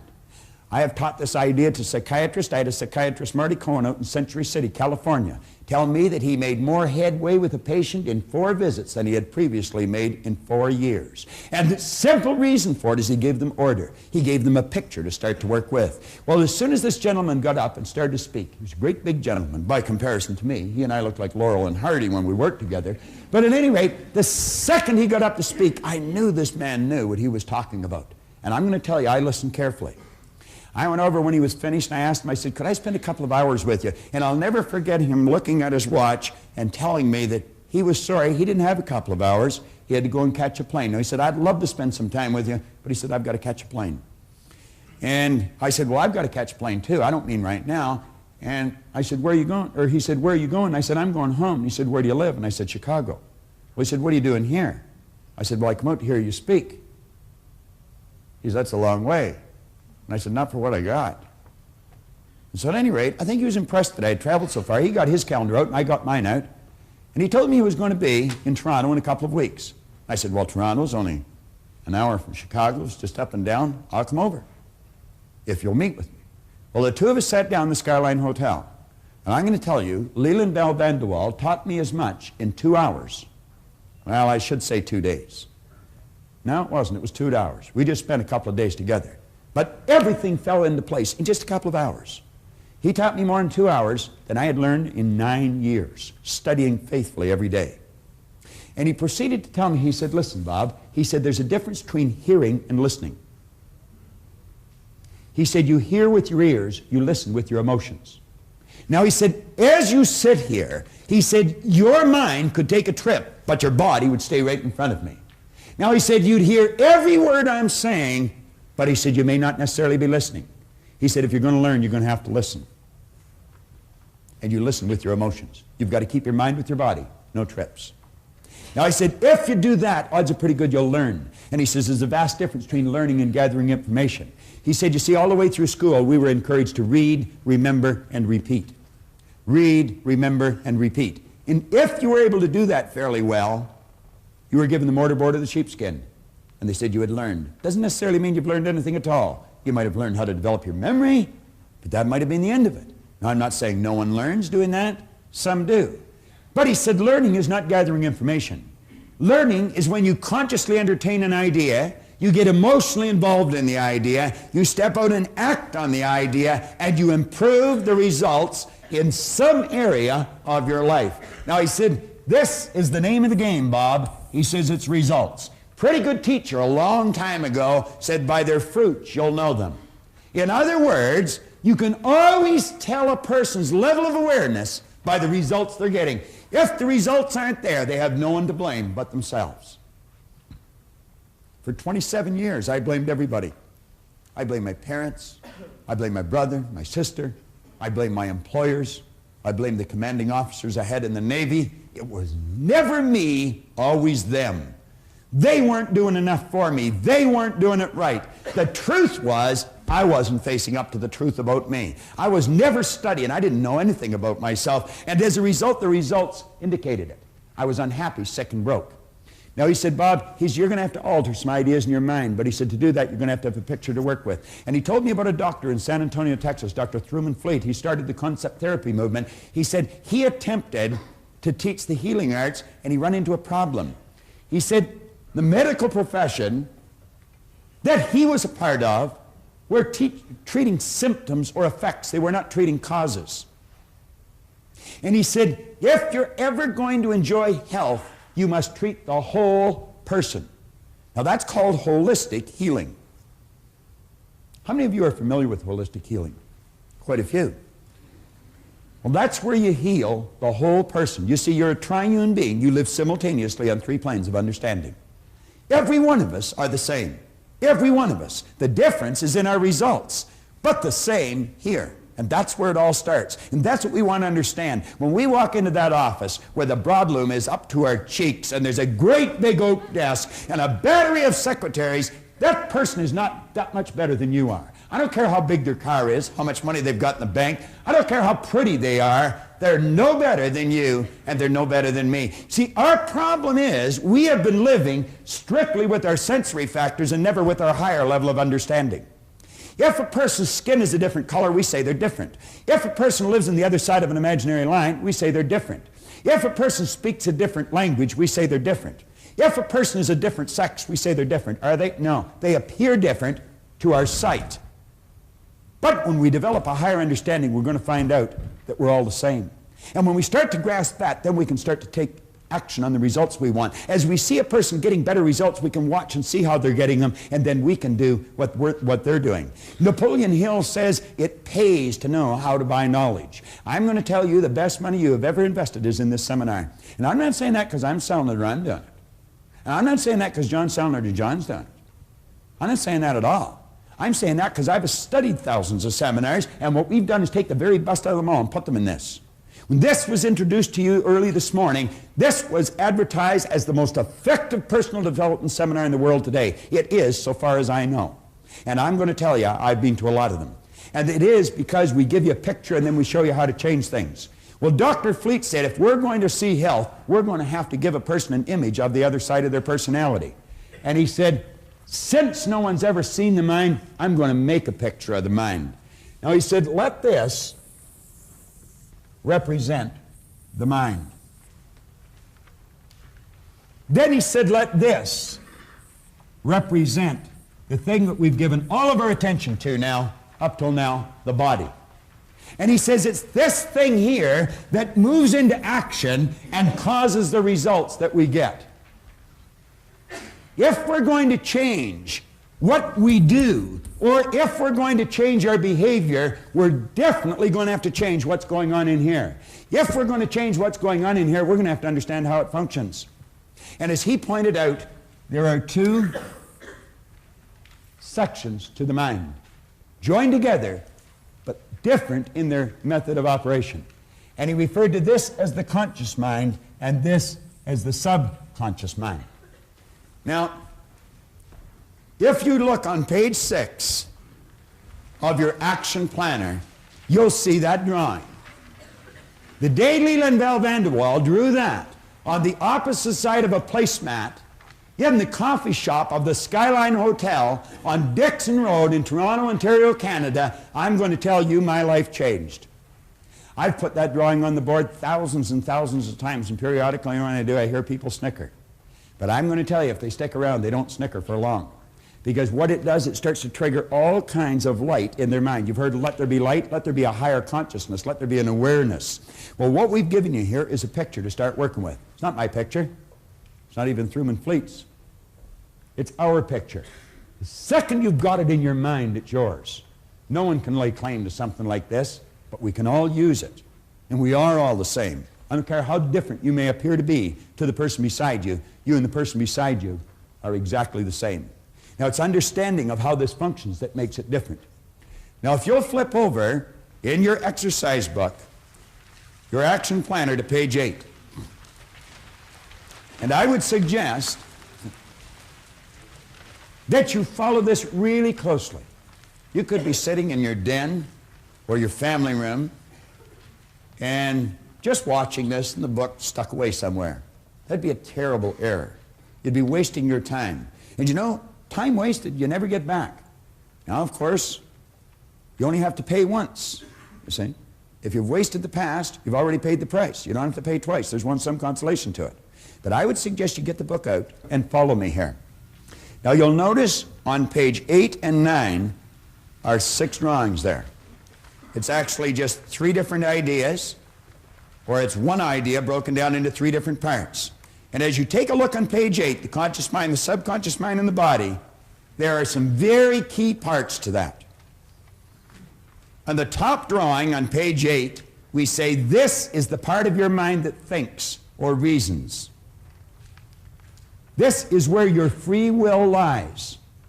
Viktor Frankl wrote a magnificent book called Man's Search for Meaning. Viktor Frankl was a Jewish psychiatrist who spent the war years in a German concentration camp. And you know, I don't suppose anyone has ever been subjected to more abuse, intellectually and physically, than someone in one of those camps. I certainly couldn't even imagine it, even although he wrote it very well. But he pointed out, he said, regardless of how they chained us and abused us, they could never take control of our mind unless we chose to let them. He did not choose to let them. Viktor Frankl was a courageous man. He's lived to talk about it. He's lived to teach about it. And I'm going to tell you, he's a wise person. That's where your free will lies. You don't have to follow anybody else. We say the conscious mind can accept or reject any idea. Now, there is no person or circumstance that can cause you to think thoughts or ideas you do not choose. They are the most important lines that you might find in this entire program. Now, what I'm going to do is run over a few ideas, and as I do with each part, on page 9, jot some of them down. Not what I say, but what it means to you. Now, let's understand this right away.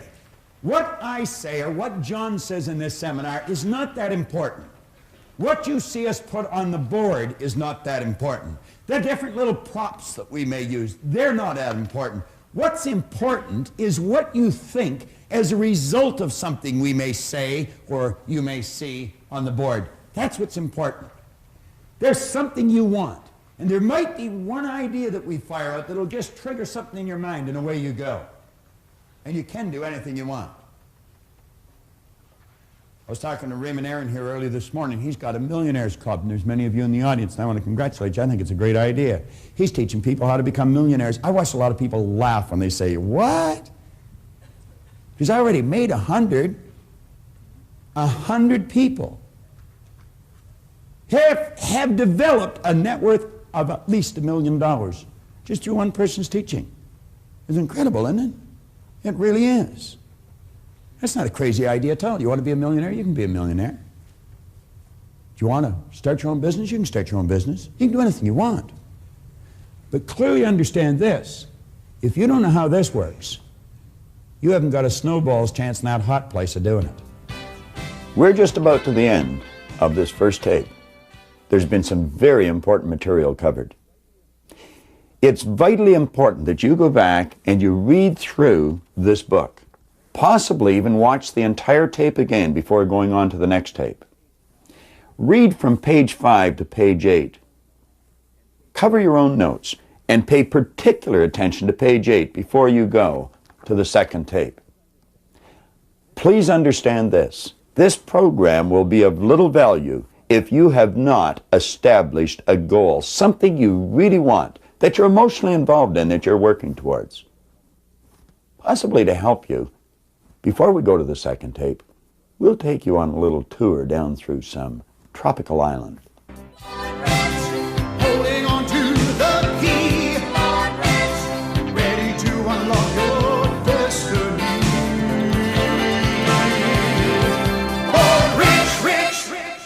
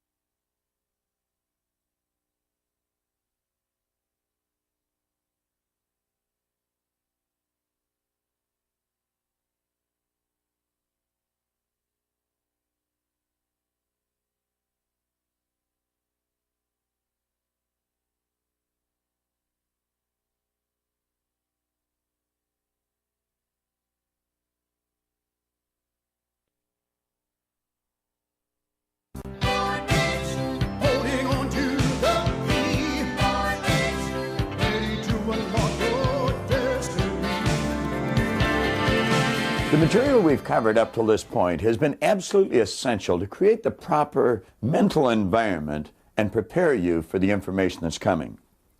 I concluded the last message by suggesting you reread page 8, as it was vitally important. Now we're going to create this image, and as I do, I want to suggest that you take as many notes as you can. It really doesn't matter if you have to replay this next section 50 times. Make sure that you get the key points written out on page 9 in your action planner. It's vitally important that you do this. The success of the entire program, which is your future, may be dependent upon it. I know you'll do well. Now let's start to think. Here we're talking about this power. We are not only a physical expression of that power, we're an instrument of that power, because that power literally flows to and through us. Now, as it flows into our consciousness, it just is. Just is. All science and all theology tells you energy is, God is neither created nor destroyed, is the cause and effect of itself, is 100% evenly present in all places at all times, is all-knowing, is all-powerful. You see, the knowledge that got us into the air has always been here. We didn't just make something out of nothing.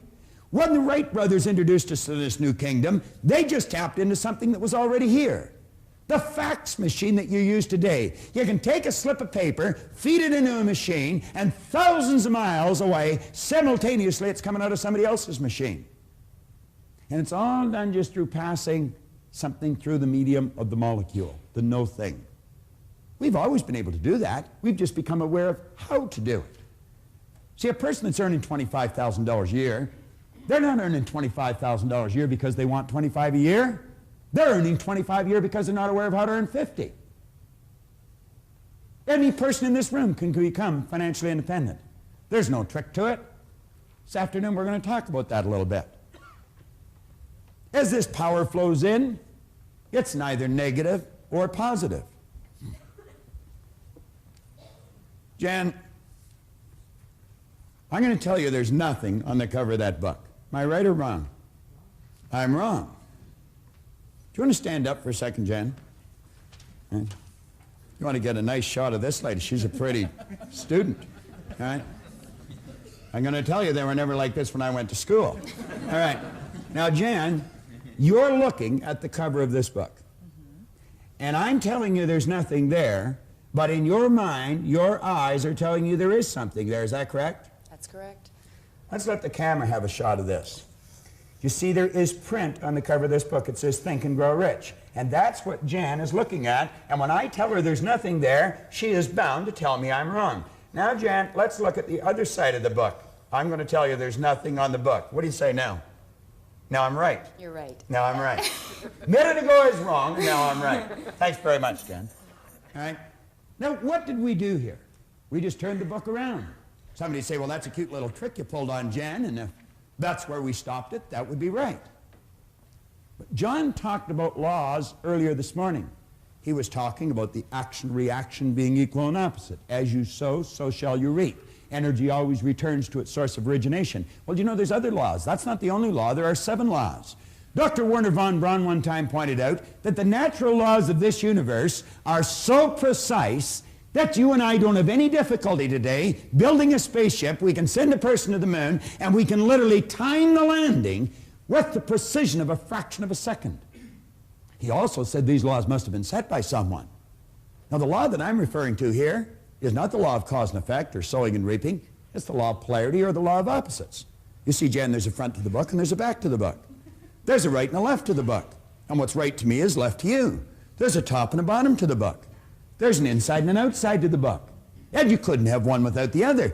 If I started to slice the right side off this book, when I've taken the last slice for the right side off, I've also gotten rid of the left. You couldn't possibly have one without the other. Nothing complicated about that. Pretty simple idea, but not understood by many people. We use these two symbols to illustrate the law of opposites. And you know, as this power flows into us, we can make out of it anything we choose. You can sit there, this is the intellectual mind, activate your higher faculties. I'm not talking here about your sensory factors, I'm talking about your higher faculties. You can exercise them, and you can literally create the start of anything because you are creative. You are a creative being. Do you know it's these faculties that separate you from your pets? Archibald MacLeish had a character stand up in one of his plays. It's called The Secret of Freedom. He had this character stand up. It was a Pulitzer Prize-winning play, too. He had a character stand up and say, the only thing about a man that is a man is his mind. Everything else you can find in a pig or a horse. He was right. You've got marvelous faculties. Do you know that this auditorium was nothing but an image in the mind of one individual at one time? Do you know that the clothes you're wearing, the camera that I'm staring at was nothing but an idea in the mind of one individual at one time? Now I want you to imagine 100 years ago, someone saying to you, I've got an idea. I've got a picture here of building something, I'm going to call it a camera, and I'll shoot a picture of someone in Seoul, Korea, and simultaneously they're going to see it in Nacogdoches, Texas, in their family room on something we'll call a television. I'll take that picture and I'll send it zigging off through time and space. I'll bounce it off something I'm going to call a satellite, and it'll bounce right into a receiving set on a television set in your family room. Now you know that the boys in the white coats would have been coming for that guy. But the truth is we did it. We did it. Yet in 1 week this year, 1 week in the past year, I conducted a seminar in Toronto, Canada, in Los Angeles, California, in Auckland, New Zealand, in Honolulu, Hawaii, in 1 week. I could have been flying over Tahiti, which I was, at 35,000 feet, going 600 miles an hour, press a button and my seat goes back, pull a thing out from underneath, I could virtually turn it into a bed, hit another button and somebody come to my aid and they'd give me something hot or cold to drink. They'd give me something to eat. They'd give me a pair of earphones, plug into the seat, and I could listen to my choice of music. Or I might be able to watch a first-run movie. They'd wheel a little cart down beside my seat and they'd give me a hot meal. I could wander up to the wall of the ship or the bulkhead of the plane, take a little plastic card, plastic was something that didn't even exist when I was a child, stick it in this machine, take a telephone back to my seat, and phone my office in Willowdale, Ontario, Canada, while I'm at 35,000 feet, traveling 600 miles an hour over Tahiti, just about the opposite side of the globe. And I would have been able to take, if I wanted to, a laptop computer out of my briefcase, set it on my knee, snap a modem on it, with the telephone, communicate to my office in Willowdale. Or take a portafax again, snap that onto the phone, send a paper to my office in Willowdale. Where did all these things come from? Where do you think you got the digital watch that you have? There is only one source of supply. Every great teacher all down through history for the last 6,000 years in recorded history has told us that if we had our ear to the ground, we'd get the message. This is where everything starts. We build the picture in our mind. Do you know what our problem is? When we build that kind of a picture, we instantly say we can't do it if it's far beyond the results that we're getting. You wouldn't be able to get the picture if you couldn't do it. You can do anything you want. Anything you want. Now, hooked up to your conscious mind, like little antennae, you have sensory factors. You can hear, see, smell, taste, and touch. And you know that's where most people get all their information, through their sensory factors? They watch a TV, read a newspaper, listen to the radio, overhear conversations, and you know what most people are doing? They're talking about why something can't be done. And we're listening to it. Do you know, for 26 years, that's the only way I got my direction. I just did whatever the other guys were doing. I remember when I was 17, they said, we're joining the Navy. Are you coming? Sure. I got 5 years. They didn't even like it. I'd never even seen a boat, let alone a ship. Why did I do it? Well, the other guys were doing it. Just wherever they go, you know, like sort of in lockstep type fashion, we go through our life. The average person tiptoes through life hoping they make it safely to death. What a dumb game. It's not a practice run. We get one shot at it. You don't have a contract to live forever, you know.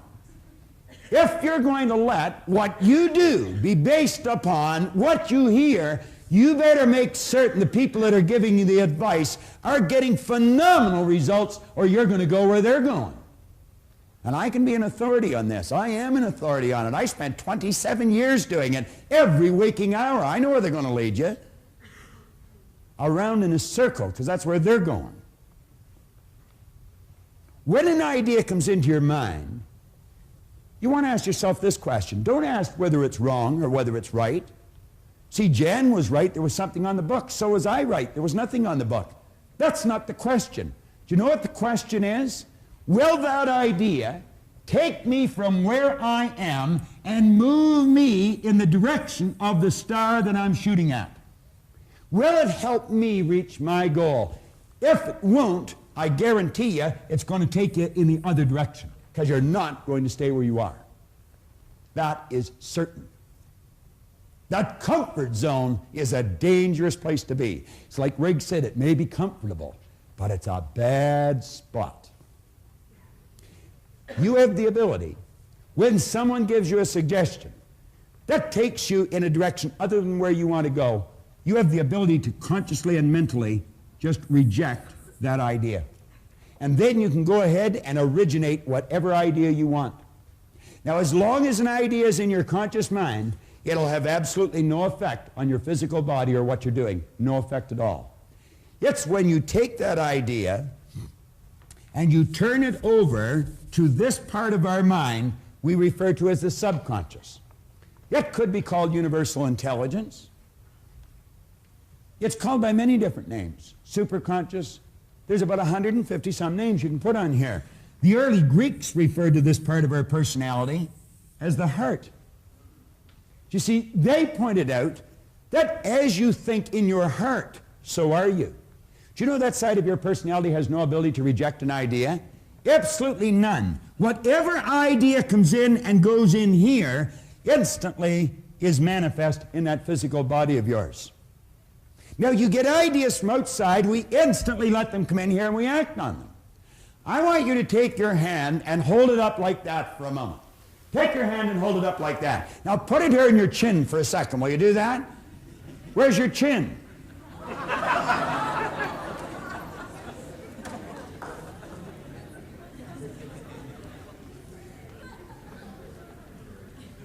Why did you put your hand here?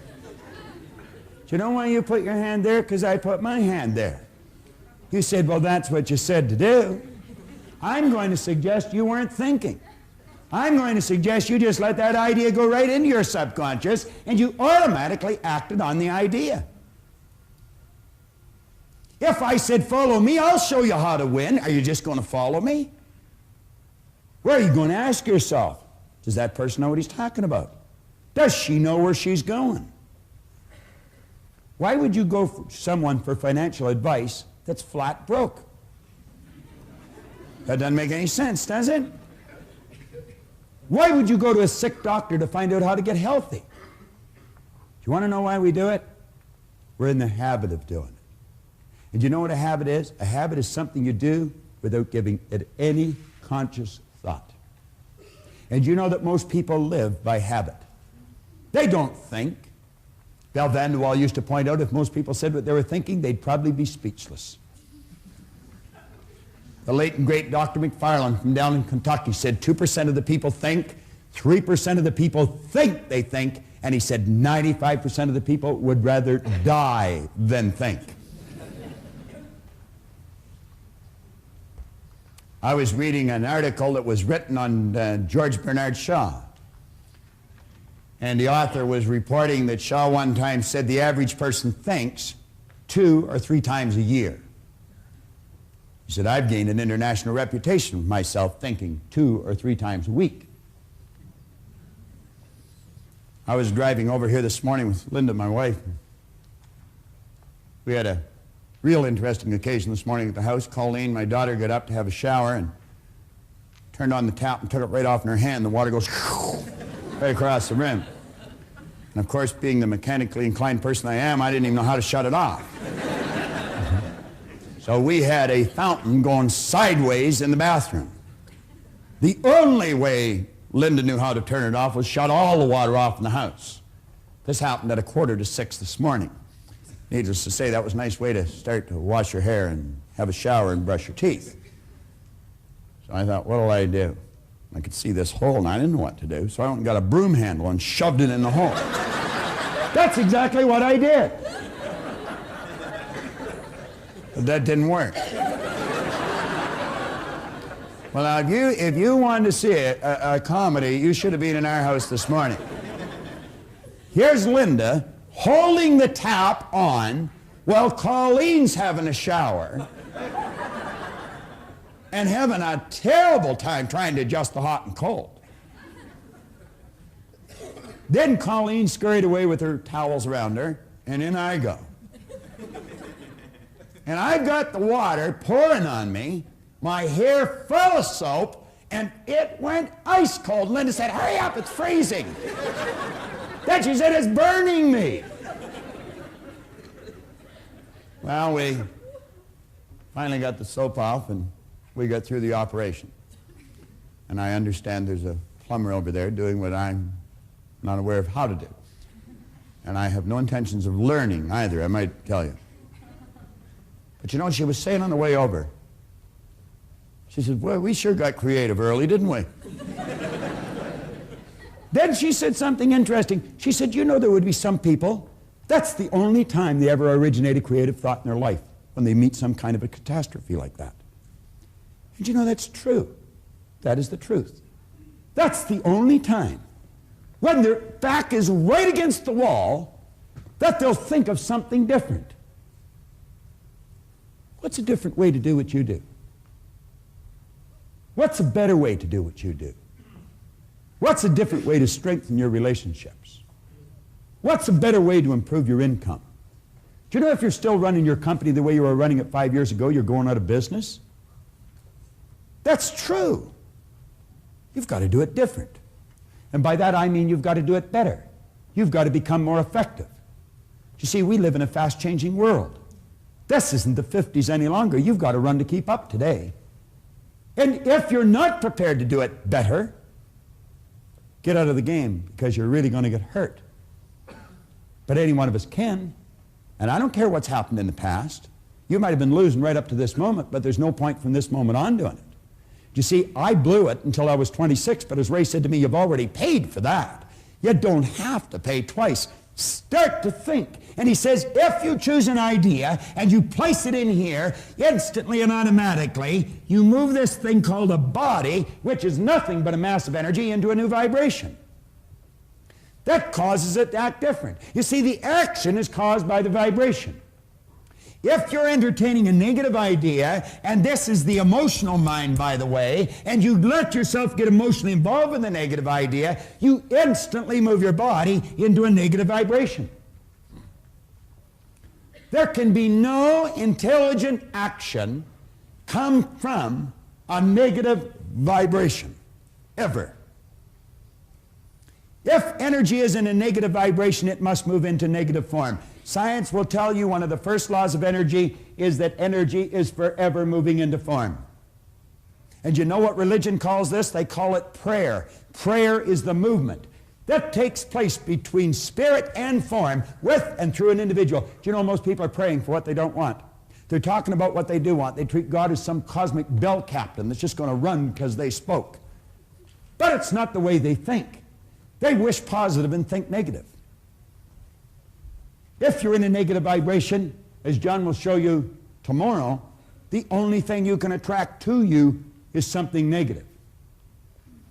How do you change? Well, one good way is consciously pick the people you associate with. Pick with people who are winning. Go mix with them. do what they do. You're going to find that some of your family, some of your relatives, some of your friends, people that you love, are in a negative vibration. That doesn't mean you divorce yourself from them. Just don't go as often and don't stay as long. Makes good sense. I had a good friend of mine a number of years ago, Harold Brennan. He's still a good friend of mine. Harold one time said, if you don't want to catch fleas, you don't sleep with the dog. Not bad advice. Now, let's just change gears here a bit. You come up to a person and you say, "Hi, how are you today?" You never hear a person say, "Oh, I am consciously aware that I'm in a negative vibration." I've never heard anybody say that. You know what you will hear people say? "I don't feel that good." What do they mean? Well, we invented words to describe situations. Feeling is a word we invented to describe our conscious awareness of the vibration we're in. When a person says, "I don't feel very good," what they're saying is, I'm consciously aware that I'm in a negative vibration. Now, because of their ignorance, and I mean that, unfortunately we use the word ignorant more often than not. We should be using the word rude. Not everyone's rude, but everyone's ignorant. We just don't know some things. But because of their ignorance, they don't know that they're causing themselves to feel bad. So they'll say, "She really makes me mad. He really upset me. Oh, I'm glad you weren't there. It just made me sick." It can't make you sick. He can't make you angry. She can't upset you. You've got to do it to yourself. Boy, that's a heavy load, isn't it? I am responsible for how I feel, and you haven't got anything to do with it. You'd say, "Hell, I don't want to play that game." Fine, lose. You see, it's like Wayne Dyer said, if you think other people are the cause of your problem, you're going to have to send the rest of the world to the psychiatrist for you to get better. Now, you know how successful you're going to be trying to pull a deal like that off. Let's become aware when we're not feeling good, when we're not doing the things that give us the results we want, we are emotionally involved with a destructive concept that we put in here ourselves. Let's consciously and deliberately build a positive idea, get emotionally involved with the positive idea, and simultaneously we move into a positive vibration. Everything changes. That takes some mental strength. How do you develop? I'll tell you exactly how to develop it. Sit and watch the tape that you're watching every day for a month. Every day for a month. You say, "Well, I don't have to watch it every day for a month." No, you don't. You only have to until you want to, and then you don't have to any longer. It's that simple. But I'll tell you this, you hear it over and over and over and over and over and over and over again, and one day, bang, something's going to happen inside, and you're going to realize when you say that she upset me, that she didn't do it at all. You did it. And you know what you're going to do that day? Change it. And you'll never again go through life thinking other people upset you. And if periodically you let somebody else stick a negative idea in your subconscious mind, you can instantly correct your direction because at least you know where the problem lies. Is that basic? Yeah, I think it is. I think it is. Now follow me closely here.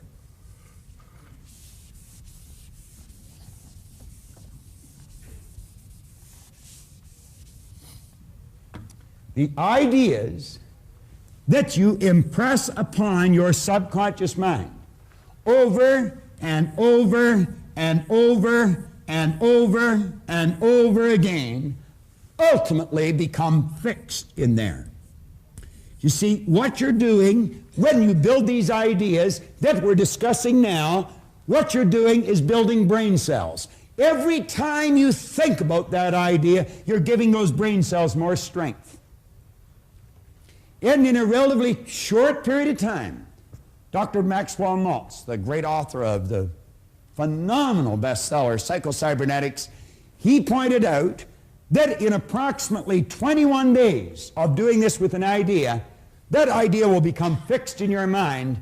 Then it's more commonly referred to as a habit. A habit is an idea that's fixed in our subconscious mind, requires absolutely no conscious thought any longer to cause us to act on it. Do you know you drive your car through ideas that are fixed in your mind? When you first started to drive, you were all hands and legs. Every bit of conscious attention was on what you're doing. Same as when you first learned to get dressed. You ever watch a little child trying to learn how to tie its shoe? Totally awkward. Now we get dressed without giving it any thought. You may think of what we're going to wear, but not how we're going to get it on. You very rarely see an adult trying to pull their pants on over their head. But it's not uncommon to watch a little child try and do that. You never see an adult trying to put their foot in the sleeve of their shirt. But it's not uncommon to see a little child trying to do that. But when the little child gets the ideas fixed in their mind, they never try and do that again. And they just automatically get dressed. If you would consciously observe some of the things you do in any given day, just consciously stop and watch your own behavior. Listen to your thoughts. You're going to find that many of the things you do are done through habit. See, when I was a little boy, my teachers used to say, "Bob, why are you doing that?" And I'd say, "I don't know." This is the intellectual mind. You can store a lot of information there. But this is the conditioned mind. You see, thousands and thousands of habits form something called conditioning. And I was automatically doing things I didn't want to do. I was doing something wrong. It was giving me results I didn't want. And they'd say, "Why are you doing that?" And I say, "I don't know." They say, "What do you mean you don't know?" "You know." I say, "I know." "Well, why are you doing it?" "I don't know." I remember I joined the Navy. My commanding officer would say, "Proctor, why are you doing that?" I'd say, "I don't know, sir." "What do you mean you don't know?" "You know." "I know." "Why are you doing it?" "I don't know." Then I got out of the Navy and I went to work, and the boss would say, "Bob, why are you doing that?" I'd say, "I don't know." "See, what do you know? What do you mean? You know how to do better." "I know." "Why don't you do it?" "I don't know." Then I get married. My wife say, "Why are you doing that?" I say, "Never mind." It's amazing how bold you get at times. I got to hate the word why. I didn't know why I was doing things that I didn't want to do, giving me results I didn't want to get. I didn't know how my mind operated. I didn't know I had all those ideas fixed in there. And I'll tell you something else I didn't know. I didn't know how to change it. I did not know how to change it. Why did I have a poor attitude? Because I had so many negative ideas fixed in here. And you see, it's what's in here that controls the vibration. And conscious awareness of the vibration is called feeling. And I never felt very good. Sometimes I felt lower than others. You'll see people that are totally depressed. You know what depression is? Depression is anger turned inwards. They get angry at someone else and they suppress it. They pack it into their subconscious until it all becomes fixed. And they stay in a terrible vibration. Why do you think people get ill? Do you think dis-ease is a normal vibration for a body to be in? Not at all. Ignorance is the cause of dis-ease. We're told to know the truth would set us free. There's only one thing to be set free from, my friend, and that's ignorance. Now, I want you to stop and think of just how you behave. I want you to stop and think of some of the things that you could do that would improve the quality of your life just like that. Every one of us know how to do things better than we're doing. Our problem has been we don't know why we're not doing them. See, you know that when you leave home, if you go over and say, "You know, honey, I really love you," and give them a little hug and kiss, you feel better when you leave. You also know when you go out and slam the door that you feel bad for a long time after, and so do the people that you slammed the door on. We know, but sometimes we still slam the door. Do you know if that's the only thing you changed? If that was the only habit you changed, the quality of that relationship would improve. I have watched salespeople multiply their effectiveness just by forming a habit of being like this at 9 a.m. in the morning.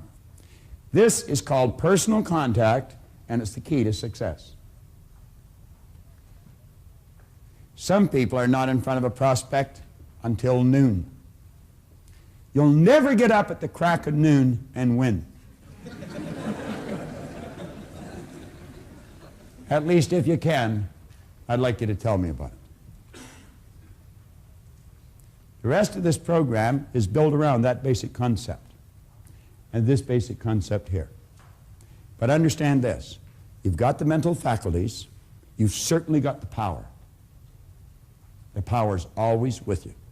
It's always flowing to and through. It's just a matter of learning how to direct it.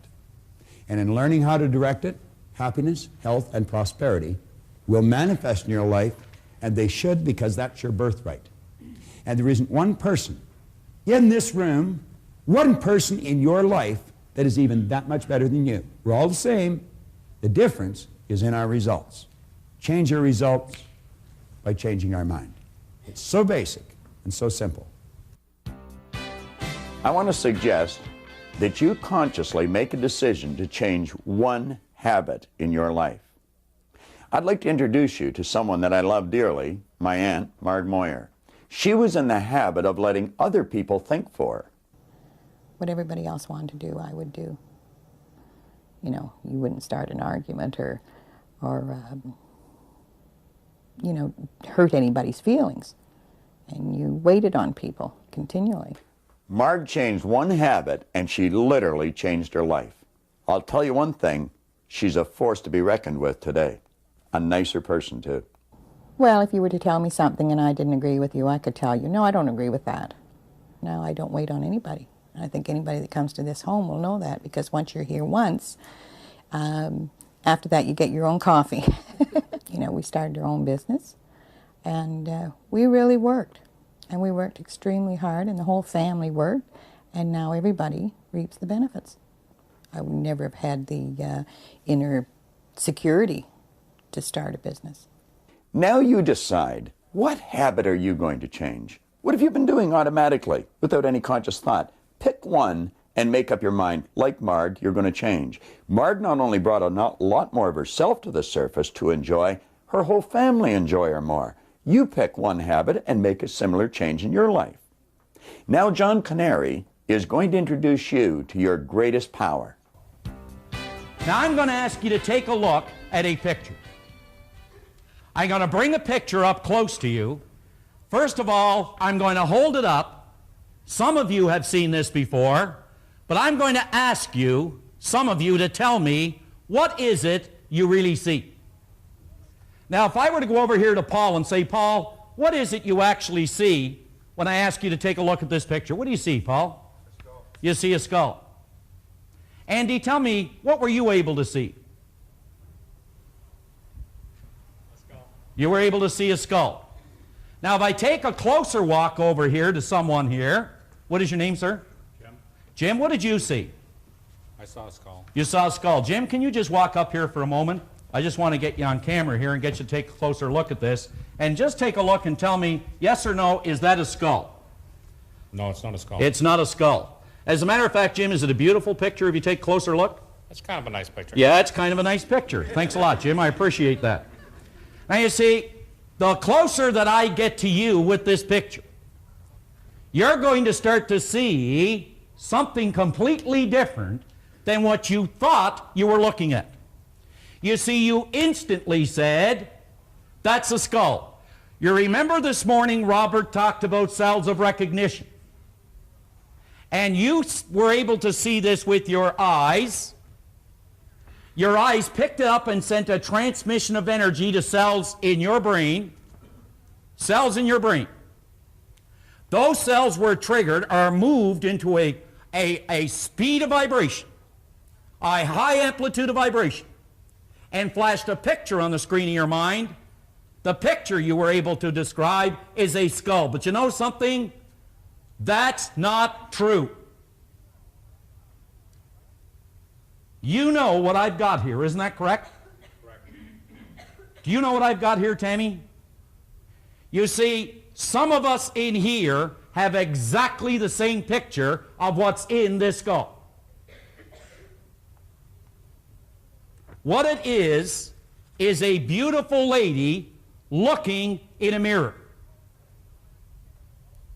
Now, there is no way, unless you get a close look at this, can you see a beautiful lady looking in a mirror. There is just no way that you can actually see it unless you get close. I want you to think about something, and it's extremely important. Do you know that some of us, since we were infants, have been doing certain things in a certain way because of a belief system we've fallen in love with, and we protect that belief system even in favor of the truth?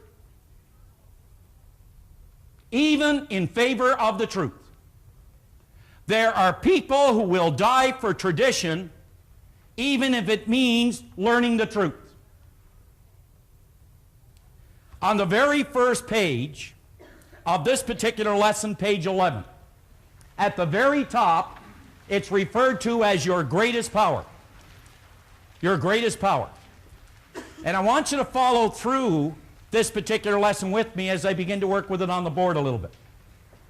But at the very top, when you were an infant, and in the early years of your life, the ability to control what energy or ideas were entering your subconscious mind had not yet been developed.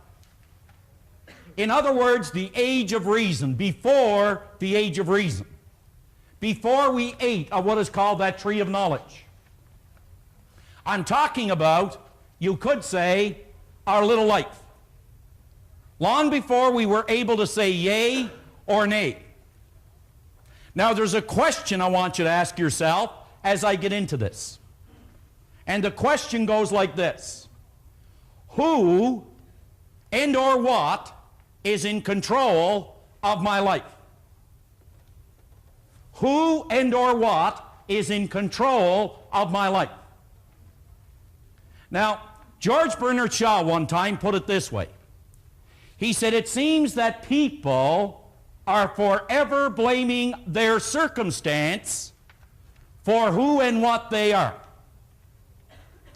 He said, don't believe in circumstance.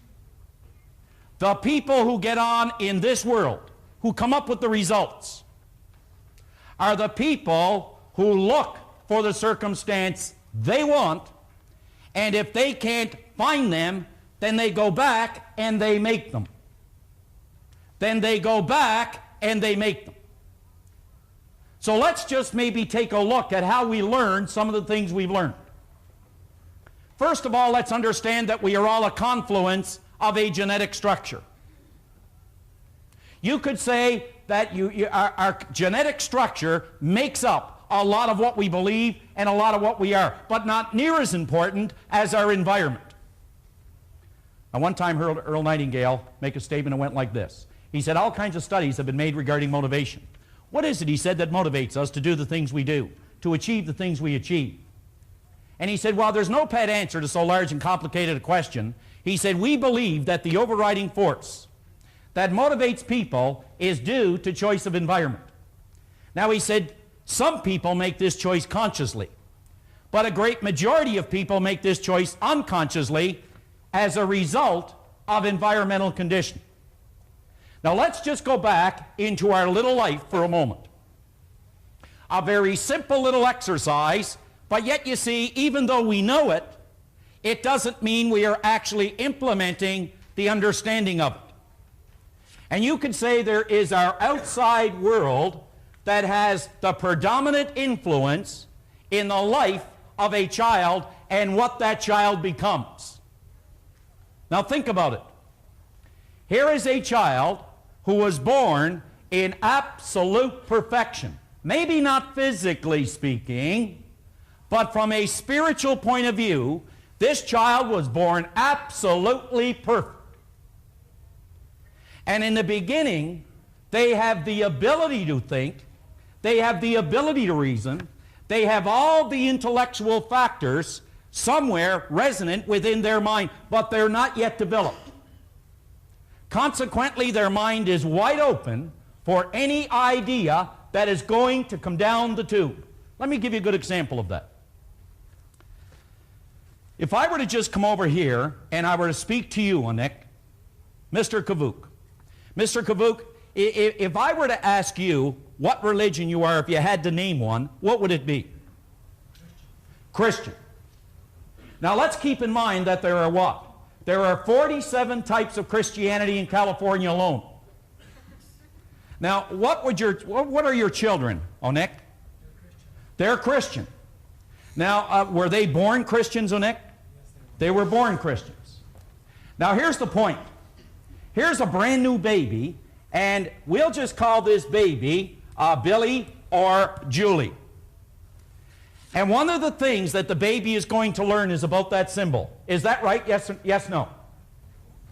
The baby is going to learn something about that symbol, just as Onik was just telling me. That's an idea that the baby is going to learn. But let's understand how the baby learns to begin with. How many people have a young baby? How many? All right. What's the baby's name? Rebecca. What is it? Rebecca. How old is the baby?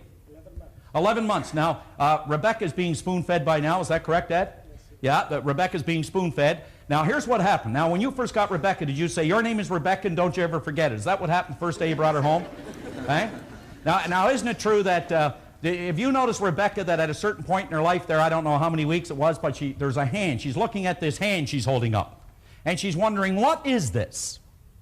They start to examine this hand. They're wondering, what is that? It takes them a while to find out that it belongs to them because they take it and they bite it, and then they know it belongs to them. And they take the same thing with their foot, and they're wondering, where did this come from? Well, Bob mentioned this morning, I am not a physical instrument. I am and I have, and I live in. All right. Well, you see, Rebecca is a spiritual creature. And Rebecca, for the most part, is going to learn about Rebecca from the people by whom she is surrounded in her outside world. That's how Rebecca is going to learn. But do you know there's a certain point in Rebecca's life, and it could be now, could be later, but there's a day that Rebecca is going to go through some introspection, and this is what Rebecca is going to say silently in her heart of hearts. There's a little thing written by Adele Davis, and it goes like this. Who is this person called I? How many times maybe have you been blue? How many times have you been blue and maybe looked at a friend and said, hey gosh, I wish I were you?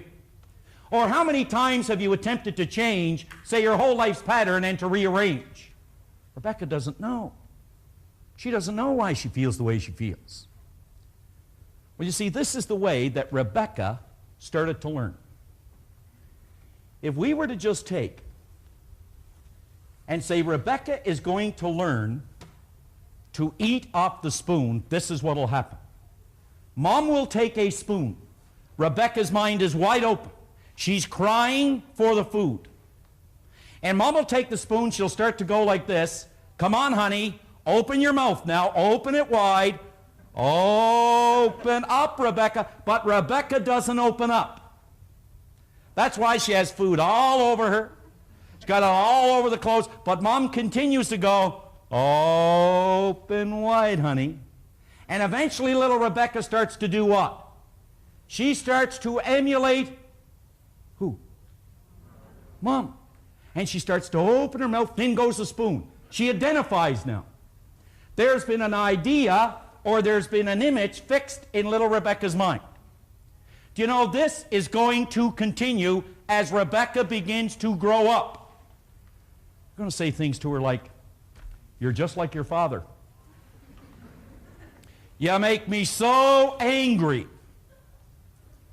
And all these ideas now are being impregnated or are being impressed in this little girl's mind to the point where they make up the concept, the belief system, or the idea, or what Rebecca comes to believe is true about her world that she lives in. What happens when Rebecca starts to eat of this tree of knowledge where she develops the ability to reason, the ability to choose. Do you know, now that Rebecca can think, let's not make the mistake of believing that because she can think, that she is actually thinking. As Dr. Ken McFarland said, Bob was referring to, 2% of the people think, 3% of the people think they think, 95% of the people rather die than think. Rebecca is not necessarily thinking. Let me give you a good example.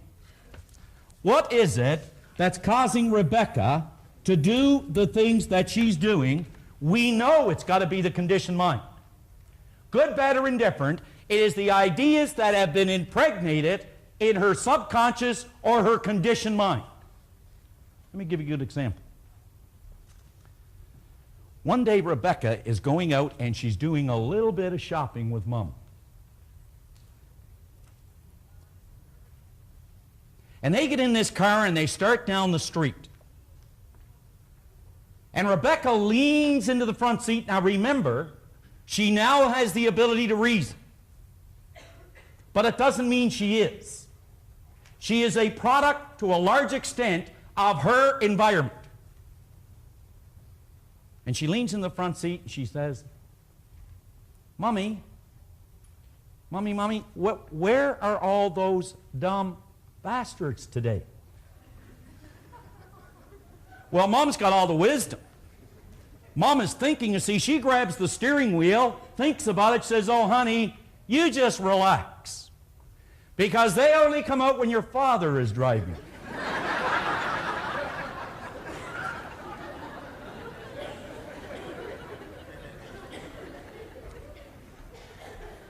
Was that little girl doing something wrong? Did she say anything wrong? Not in her mind. But you see, the day that Mom begins to explain it to her will give her cause to think or give her cause to reason. It is then and only then that she can change the information that has been handed over to the conditioned mind. That has been handed over to the conditioned mind. Now go back to your workbook, because we've got to cover these couple of pages. Go back to your workbook right now. Go down a little further where James Allen made a great quote. He said, as a man thinketh in his heart, so is he. Was he talking about the physical pump here? No, he was talking about the heart of hearts. He said, as a man thinketh in his heart. Now, he didn't say as a man and not a woman. He didn't say a man and a woman, not a child. He didn't say a person who works at Ford but not one at General Motors. He didn't say a black person but not a white person. He said the heart of hearts, because the heart of hearts, you see, has no complexion. The heart of hearts doesn't care where you live. The heart of hearts doesn't care who you know. It doesn't care what you have. The heart of hearts states that any idea you turn over to me, like to Rebecca, if Rebecca was taught an idea that was not good for Rebecca, Rebecca will act out that idea, good, bad, or indifferent, because the idea states that as a person thinketh in their heart, so they will be in their action, in their results, in their life. So you see, maybe in the beginning, someone was in control of Rebecca's life. But it reaches a point where no one is in control of Rebecca's life anymore. And this is what I want to see if we can get through here before too long. Now, help me on this page. It says you're no longer an infant. You do have control over what enters your subconscious mind. Whether you're exercising that control or not exercising it is another subject. You know, a mother got up one morning, she yelled up the stairs, she said, son, get ready, we're going, you got to get going to school. He yelled down, I'm not going. You have to. Give me 2 good reasons why I should. Well, she said, the first one is you're 40 and the second one is you're the principal. So we're no longer an infant. Go along here with me again if you will. You can control what enters your subconscious mind, and furthermore, you definitely have the God-given ability to change the old conditioning. You know, I don't think there is anything greater that you can learn about you than that statement. You see, your present conditioning is your personal life what you have, what you believe you are. It is your family life, and it is your business life. It is your income. It is everything about you. That is a reflection of your own conditioning. I remember one time I put on a particular tape by a guy named Earl Nightingale. And Nightingale said this. It was probably one of the better things I've ever heard. Nightingale said that your world and everything in it is a reflection of your own mental attitude toward yourself. This world that you live in, that you see, and everything you believe it to be, it is a reflection of your own mental attitude towards yourself. So here we have what is called the old conditioning. That's what we are today, regardless of where that might be. And here we are with a new idea. In other words, we are living with a belief system, as you see over there, and what we are attempting to do sometimes is to develop a new, constructive, or a bigger idea. Had someone mentioned to me today, well, I don't know how to do it. You know what? There isn't a soul alive that knows how to reach a goal until they reach it. There isn't one living soul alive that knows how to reach a goal until they reach it. And even a person who has can't tell a person who hasn't until they reach it. Only then will they know. But you know, there's some good news. Albert Einstein had something burned into the corner of his desk that he said was responsible for every great invention he ever brought about. And this is what he had burned into his desk. That all creation waits. Now think now. All creation, he said, all creation waits with eager longing for the revealing through the sons of man. That's you, and it's me, and it's those around you. In other words, the way to do anything you want to do, it's already here, but you've got to use something to work with it. You've got to use your ability to reason, your ability to choose, your ability to think. You've got to use it. And we're going to cover those two areas because, you see, you can reason two ways, and that's what we're going to touch on here. Now, go through with me then the last paragraph in this page. You can control what enters your subconscious mind, and furthermore, you definitely have the God-given ability to change the old conditioning. And by doing this, you can transform your life. Now that's what a behavioral scientist would say. Let's go over to the other side, to the philosopher, the theologian. What would they say? Let's go back to a guy by the name of Paul. He was a pretty bright guy. He used to walk along the shores of Galilee there, and he was picking up and learning as well. And he said something like this. He said that if you want to be transformed, he said, be not of this world. Now, he didn't mean to leave it.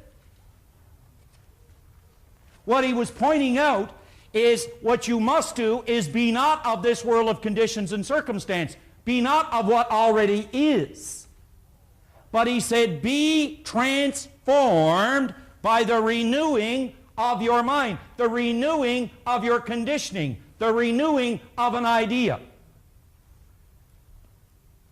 In other words, replace one idea with a new idea. All right. Would you turn the page, please? Just turn the page over to page 12. What is the purpose of the intellectual factors you see at the top of this page? It says your conscious mind has been endowed with intellectual factors. We know that. This little girl has been endowed with intellectual factors. But in the beginning, they were not able to guard or to protect her against all the information she was getting. You know that Rebecca, you wouldn't do a thing on earth to harm Rebecca. Isn't that true, Dad? There isn't anything you'd ever do to harm Rebecca. But you know, Dad doesn't know everything there is to know about living. And Rebecca's going to be exposed to so many things. Let me give you an example of how Rebecca starts to use what are called her intellectual factors just quickly. Now you could bounce over here, and this is Rebecca now at the age of reason. And Rebecca goes to school. And as she's in there with all the other kids in school, the teacher takes and she puts something on the board for all the kids. And this is what it is. C-A-T. Rebecca does not know what that means. She may have a cat at home, but she doesn't know what it is in a word form. The teacher knows they have sensory factors. Rebecca can see that. She can see cat sends a transmission of energy to cells in her brain. They increase in amplitude of vibration, but there is no picture other than a blank one. So the teacher has to build some cells of recognition. She's going to start to use now her intellectual factors, and this is how she'll do it. She'll say, now class, that's C-A-T. I want you all to repeat after me. She'll say, that's ca-at. Now I want everybody to say that in the room here. Come on. Ca-at. Okay? Now I want you to say ca-at, and I want you to say it a little bit faster. Come on. Ca-at, cat, cat, cat, cat, cat. And a picture jumps into little Rebecca's mind, a beautiful little Fluffy at home. Now she has a word and she has a picture to identify with it. But you know, on her way home, she's all excited to go home and tell Dad everything that she's learned. She goes dashing through this construction site. And as she goes dashing through, takes shortcut, this guy yells out, hey, Charlie, bring that big cat over here. On go the brakes. What is she looking for? She's looking for little Fluffy, but what does she see? A big, giant earth-moving machine. Now she has two pictures for one word. Two pictures, one word. She gets home, she says, Mommy, Daddy, teacher told me all about Fluffy, C-A-T, and I'm going home here, and the man yelled. And I see this, oh no, honey, that was a caterpillar. Now she's got three pictures for one word. But you see, they explain it to her, and something goes away, and it's called confusion. Now I want you to think about this. At some point in your life, in your little life, you were taught things about money, about love. You were taught things about God. You were taught things about work. You were given things about people. Things about people. You were given things and taught things about you.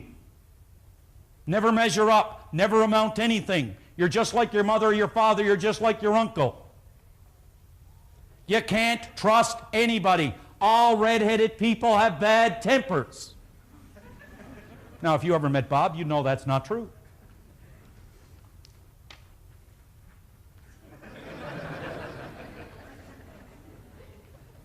So you see, we have all been taught these things as we started to grow in our life. And now we get to a point in our life where we start thinking about, what is it I want to do? I was talking to Paul a little earlier now. He goes to university here. Why is Paul going to university? Has Paul really decided on something Paul wants to accomplish? Because you see, now we're at a point where we start to think about what we want to do, but sometimes our conditioning gets in the way. Now this is very important. I mentioned we can reason two ways. What are they? We can reason inductively, and we can reason deductively, and I want you all to say it with me. We can reason and we can reason. You know, one of the reasons that we do not continue to think and try to look for new and better ways to do what we want to do, to be what we want to be, and to get to where we want to go? Because we don't do it long enough. I said something this morning that if you put a little bit in, you get a... But if you put a whole lot in, you get a... Now this is important on what I'm going to do here. Very important. when we start to use the idea that I'm just going to share with you here and just get through this workbook, I want you to think about this. There is a season to sow. There is a season to reap. But we don't do both in the same season. Now, at the count of 3, I'm going to ask you all to do it with me, that there's a season to sow, there's a season to reap, but you don't do both in the same season. Are you ready? Now, I want you all to do it with me. Come on. 1, 2, 3. There's a season to sow, there's a season to reap, but you don't do both in the same season. Sowing and reaping. There's something in the seminar that is very, very dear to me, and I know in every seminar that I make a strong point, and I emphasize this point. Of course, I emphasize it because of what it's meant to me. But I always mention that there's a season to sow, there's a season to reap, but we don't do both in the same season. When I say that to people, you know, they seem to walk away at least with an intellectual understanding that, yeah, that's true. But somehow I don't feel that they actually take and they do it long enough. They don't sow long enough. The farmer understands it. They go out and they sow the seeds. After a period of time, they know that that's the one season. And then in the next season, they go out and they reap it. And then, of course, by putting both of those together and doing them to the best of their ability, in other words, do the best you can to sow it, nourish it, preserve it, take care of it, look after it, you know that in the next season you're going to get a great crop. For me, the sowing was the 5 years that I spent at the seminars. There was no money. I had to pay my own way. And I understood that, of course. So I spent 5 years sowing it. And believe me, there was many, many times that I was checking to see whether or not there was anything growing. And you have a tendency to lose faith a lot. But I know now that when I speak to an individual about that, I can say it with conviction, I can say it with commitment. Because you see, I spent the season sowing. I, of course, have, as far as the season of reaping, it's been more reaping than there has been sowing. It just seems that it comes back tenfold. I remember an expression I've heard time and time again, where the laborers are very few, but the harvest is great. And I believe, again, that's a result of a person's ignorance, that they believe because they do something today, they should benefit tomorrow. We don't know when the season of reaping is, but we do know when the season of sowing is. And that's every living, breathing moment that we have an opportunity to provide a service or put the best into what we're doing. We know then that the result is guaranteed. That's what the law of compensation is based on. You take care of the sowing, something far greater. The universe will respond in like kind in perhaps another season. I don't know when that season might be, but I do know that it must respond in like kind, and you will reap what you sow. So that's been very important to me. We can reason, I said, two ways. We can reason inductively and we can reason deductively. Do you know the moment that you begin to entertain a new idea, if your conditioning is evaluating that idea, you may reject that idea only because of your old conditioning. But chances are even good that a person who has experienced a lot of good results in their life, when they're presented with a constructive idea, their conditioning will evaluate that idea as a good, constructive idea to move on to another dimension in their life. Think about it this way. Inductively, we have the ability to gather what is called facts. I'm going to give you a good example. There was a man one time who took a $5 bar of iron. And with that $5 bar of iron, he started to really think, what can I do with it? Well, what have they done with it so far? Well, they use it as a paperweight. They use it to keep a door open. But he started to really think. He was using his inductive factor, his critical factor, his logical factor, his creative nature. He was using that to figure out, what can I do with this $5 bar of iron? In other words, he was thinking. And he started to put some facts together as to what he could do with this $5 bar of iron. That's what he found. He found a way to make kitchen cutlery by using and gathering facts and gathering information and bringing from the spiritual plane by bringing thought. The greatest power in all creation, power of thought. And he started to pull in these thoughts to figure out, what can I do with this $5 bar of iron? He found a way to make kitchen cutlery. And he sold it for $250. But someone else came along and they gathered one more piece of information. They started to gather a little more information. I can do something more with that $5 bar of iron. And they arrived at a premise. What's a premise? It's an idea. Science approach every subject with an idea or the premise that there is an answer. He approached the new idea with the $5 bar of iron, that there was a better thing to do with it than kitchen cutlery, and he found it. And he made balance springs and put them in your watch. And he sold it for $250,000. I want you to think about you as a $5 bar of iron. Really stop and think about you as a $5 bar of iron. Because you see, if you're not thinking, you are going to leave your mind open to a world of conditions and to a world of circumstance. You will be totally deductive to why something won't work, to people who say it won't work, to all the adversities that are going to go wrong, to the economy and to everybody in it. You'll become totally deductive to the fact that it won't work. That's going to happen to us from time to time. But if you're not thinking, then your mind is idle. And Napoleon Hill will say right in that book, Think and Grow Rich, this is what he said. He said, the idle mind is the devil's workshop. You've got to specifically stop and think about almost every idea that's presented to you. Is it something that will enhance my life? Rather than becoming totally deductive to it. Let's see how well you remember that. Would you just take your hand like that once more? Let's see if you remember it. And just take it and place it on your cheek like that.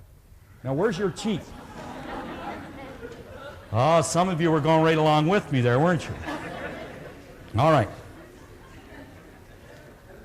So on this page, we're talking about, we have the intellectual factors of reason, intuition, perception, will, memory, and imagination. We will never, ever use them if we don't invoke our inductive factor or the ability to think. Tremendous power, tremendous potential, tremendous things wait for everybody who will actually use their intellectual factors to work with this phenomenal potential. So on page 13, your deductive reasoning factor does not have the ability to reject ideas. Think about it. Your inductive reasoning factor does not have the ability to reject an idea. How often have we become totally subjective to an idea or to a group of people without giving it any thought or consideration? It only has the ability to accept and turn over to the treasury of the subconscious mind whatever is offered to it. When your inductive reasoning factor is inoperable, set aside, or not engaged, you are not thinking for yourself. Now, you must follow this book with me. It is vitally, vitally important. If you were in a very positive environment when your conscious mind was in a deductive state, you would automatically become the benefactor of that positive energy that you're surrounded by. It says, however, if your conscious mind was in a deductive state and you were in a negative environment, you would automatically become the benefactor of all the negative energy your senses come into contact with. It says your negative energy comes from many sources: people, papers, television, radio, even loved ones. It passes directly through your conscious mind and causes you to feel or vibrate in a like manner. Think about that. Napoleon Hill often talks about, he said, I want you to imagine, he said, that there's an energy constantly flowing to, with, and through you. And he said that this energy is flowing not only with, to, and through you, but also around you. And he said that energy is affecting people around you, just as their energy is affecting you and the people around them. and the people around them.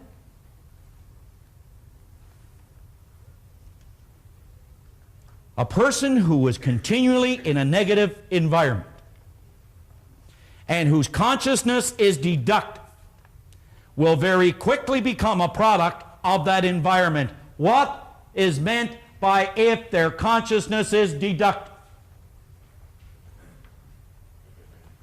In other words, if your belief system lends itself to persisting no more than a day, and you are around people whose consciousness will not persist any more than a day, the chances of you ever changing that persistence and staying in that environment are not very good. Are not very good. Let's go to the next page.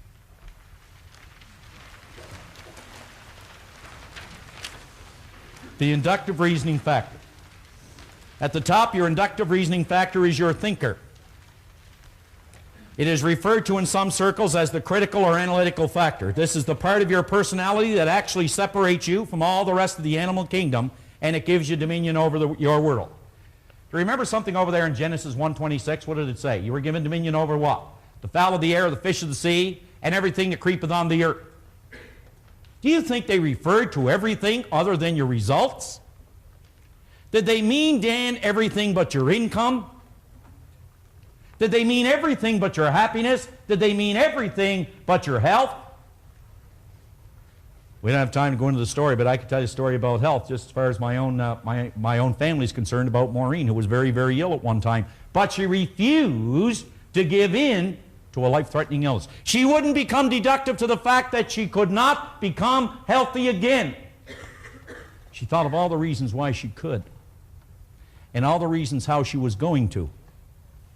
And she would not listen or permit anyone who suggested anything remotely different.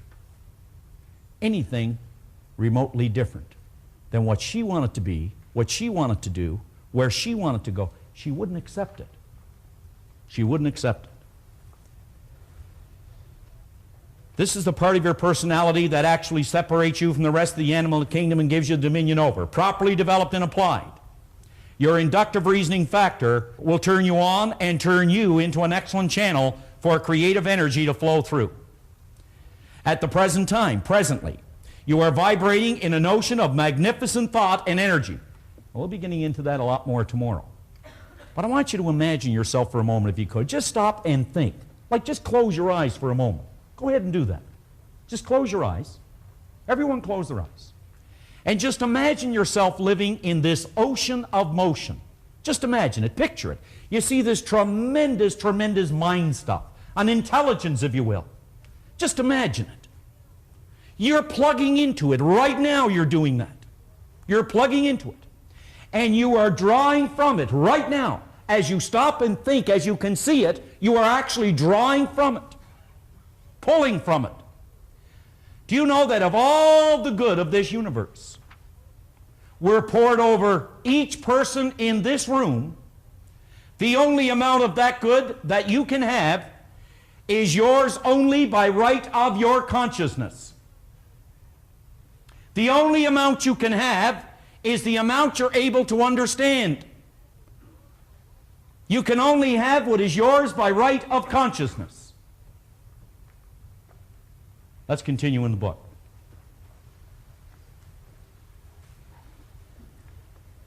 When these thoughts are brought together, they build creative ideas that can change your old conditioning and literally build your world more beautiful than you previously could have imagined. Let me tell you something that I just have absolutely no problem with anymore with regard to taking a number of thoughts. Bob mentioned this morning something about water. Water is energy at a certain state of vibration. Yes, no? Yes. In other words, it is two hydrogen atoms and one at a certain state of vibration. Think about this. Success is energy, a certain group of thoughts that form an idea at a certain state of vibration. Success is nothing more but energy in its most organized state of vibration. Failure, therefore, would be energy, a certain group of thoughts vibrating against natural law, known as confusion. It is energy in its most confused state of vibration. Is that difficult? I don't think so. What is health? It is an orderly state of vibration. But to achieve it, we must invoke and use our inductive factor, what we're talking about here. So when these thoughts are brought together, they build creative ideas that can change your old conditioning and literally build your world more beautiful than you previously could have imagined. You must, however, properly plant these creative ideas in the treasury of your subconscious mind, the part of your mind that transforms every impression that enters in it into physical form. The Word was turned into flesh. Think about that. What is the Word? It is the formulation of your thoughts into an idea. That's when it becomes the Word transformed into a reality or in the form of a result. I'm asking you to examine that idea. Just examine it. In big black print in your book, I want you to really look at it. Will this idea improve the quality of my life? How many people here, for some time now, have had a great desire on something they want to be, something they want to do, and something they want to have? How many people have actually desired something that you have not yet accomplished? Now, honestly, would you put your hands up? Hold them way up high there. Hold them way up high. Just keep them up there for a minute. Now let them down, and let me ask you this. With respect to this idea, isn't it true you have had ways on how you can achieve it? Yes, no? Isn't it true that ideas have come to your mind on things that you should do, but you've rejected them because of why? Say it louder. Fear. Or is it old conditioning? Does the old conditioning tell you why you can't do it? Does it act as a reminder as to what went wrong the last time? Isn't it true that the last time someone told you, hey, you shouldn't do this, you failed, so you should listen to the next person again? So we've got to start using, not our old conditioning, not being deductive, we've got to start to use what? Inductive reasoning. What is inductive reasoning? Tell me. Is it just thinking or thinking about? Yeah, remember, now we're not talking about just mental gymnastics here. We're talking about working with the power of thought. Thinking is working with the power of thought. I don't know how many people are familiar with a place called Glace Bay, Nova Scotia. Well, that's where I come from, Glace Bay, Nova Scotia. It's not the end of the earth, but you can see it from there. And it's a little coal mining town. No, this is really a different place here. It's a little coal mining town just down Nova Scotia there. Quite a place. And I can remember my dad coming home there every day, and he had this big light on the top of a big hat to protect his head because he worked out under the sea in the coal mines. And he'd have all these old clothes on, and they'd be all dirty and black, and he just looked awful. And he'd come home and home and home and home and home and home. And a lot of people here know my dad pretty well. He used to say, it's all you got to do is work hard, and it's all you got to do is be honest, and you're going to win. Now that's only partly true. Hill said in his book, and I have to hurry this up now, Hill pointed out in his book, until, he said, we perish such foolish thoughts that working hard and being honest will bring us the desired riches.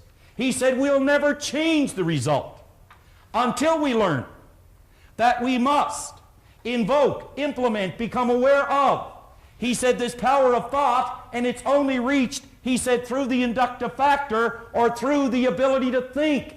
That's what thinking is. It is working with the power of thought to improve the conditions that you presently have and not allowing yourself to become deductive to all the reasons why it can't. So let me kind of bring this in for a landing then at the bottom here.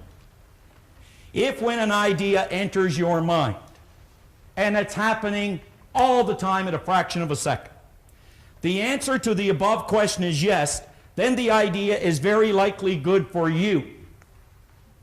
Will the ideas that you have held that enter your mind from time to time on how you can achieve a desire, The next time that idea enters your mind and you say, will this idea improve my life, you've got to act on the idea. There's a gentleman I talked to at lunch down here. I hope you're listening. Hope you're listening. Over on page 15, quick exercise. John Canary made reference to page 15 and 16 in your action planner. They're vitally important pages. It's absolutely essential that you answer these questions, go over them, and really think. What we're doing is looking at where we are in our life right now financially. Let me touch on a couple of the questions. In your present position, how much money do you earn? How much have you earned up to this point in your life? If you converted everything you owned into cash and paid any outstanding debts, how much money would you have? Now, there's a couple of questions here that frequently raise questions in our seminar. Do you think any person is worth $1 million a year or more? And there's another one by George Bernard Shaw, and we're using this within the context of earning money, where he said it is a sin to be poor. Do you agree with Shaw's statements? Now consider this for a moment.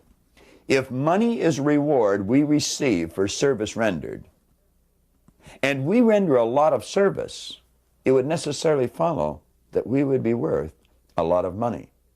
And if we keep in mind that money is a servant and you're the master, and that you can extend the service that you render far beyond your own physical presence if you have enough money, I think we will realize what George Bernard Shaw said was accurate. It is a sin to be poor. If we haven't got much money, we're just not rendering much service. And I think the greatest is the servant. Answer those questions accurately. And realize this, if it doesn't look too good, that's not bad. At least you know where you're at. And as we get into the next part of this program, we can show you then how to get to where you want to go. Remember, I pointed out it's absolutely essential that you have a goal if you're going to get the best out of this program. And at the end of the first cassette that you had, we give you a suggestion of possibly a trip to one of these paradise islands. How about a new automobile? Would you like a new automobile? If you could have any kind of car you wanted, what would you have? Pass the torch, one to another. Carry the flame as far as you can. Pass the torch, sister to brother.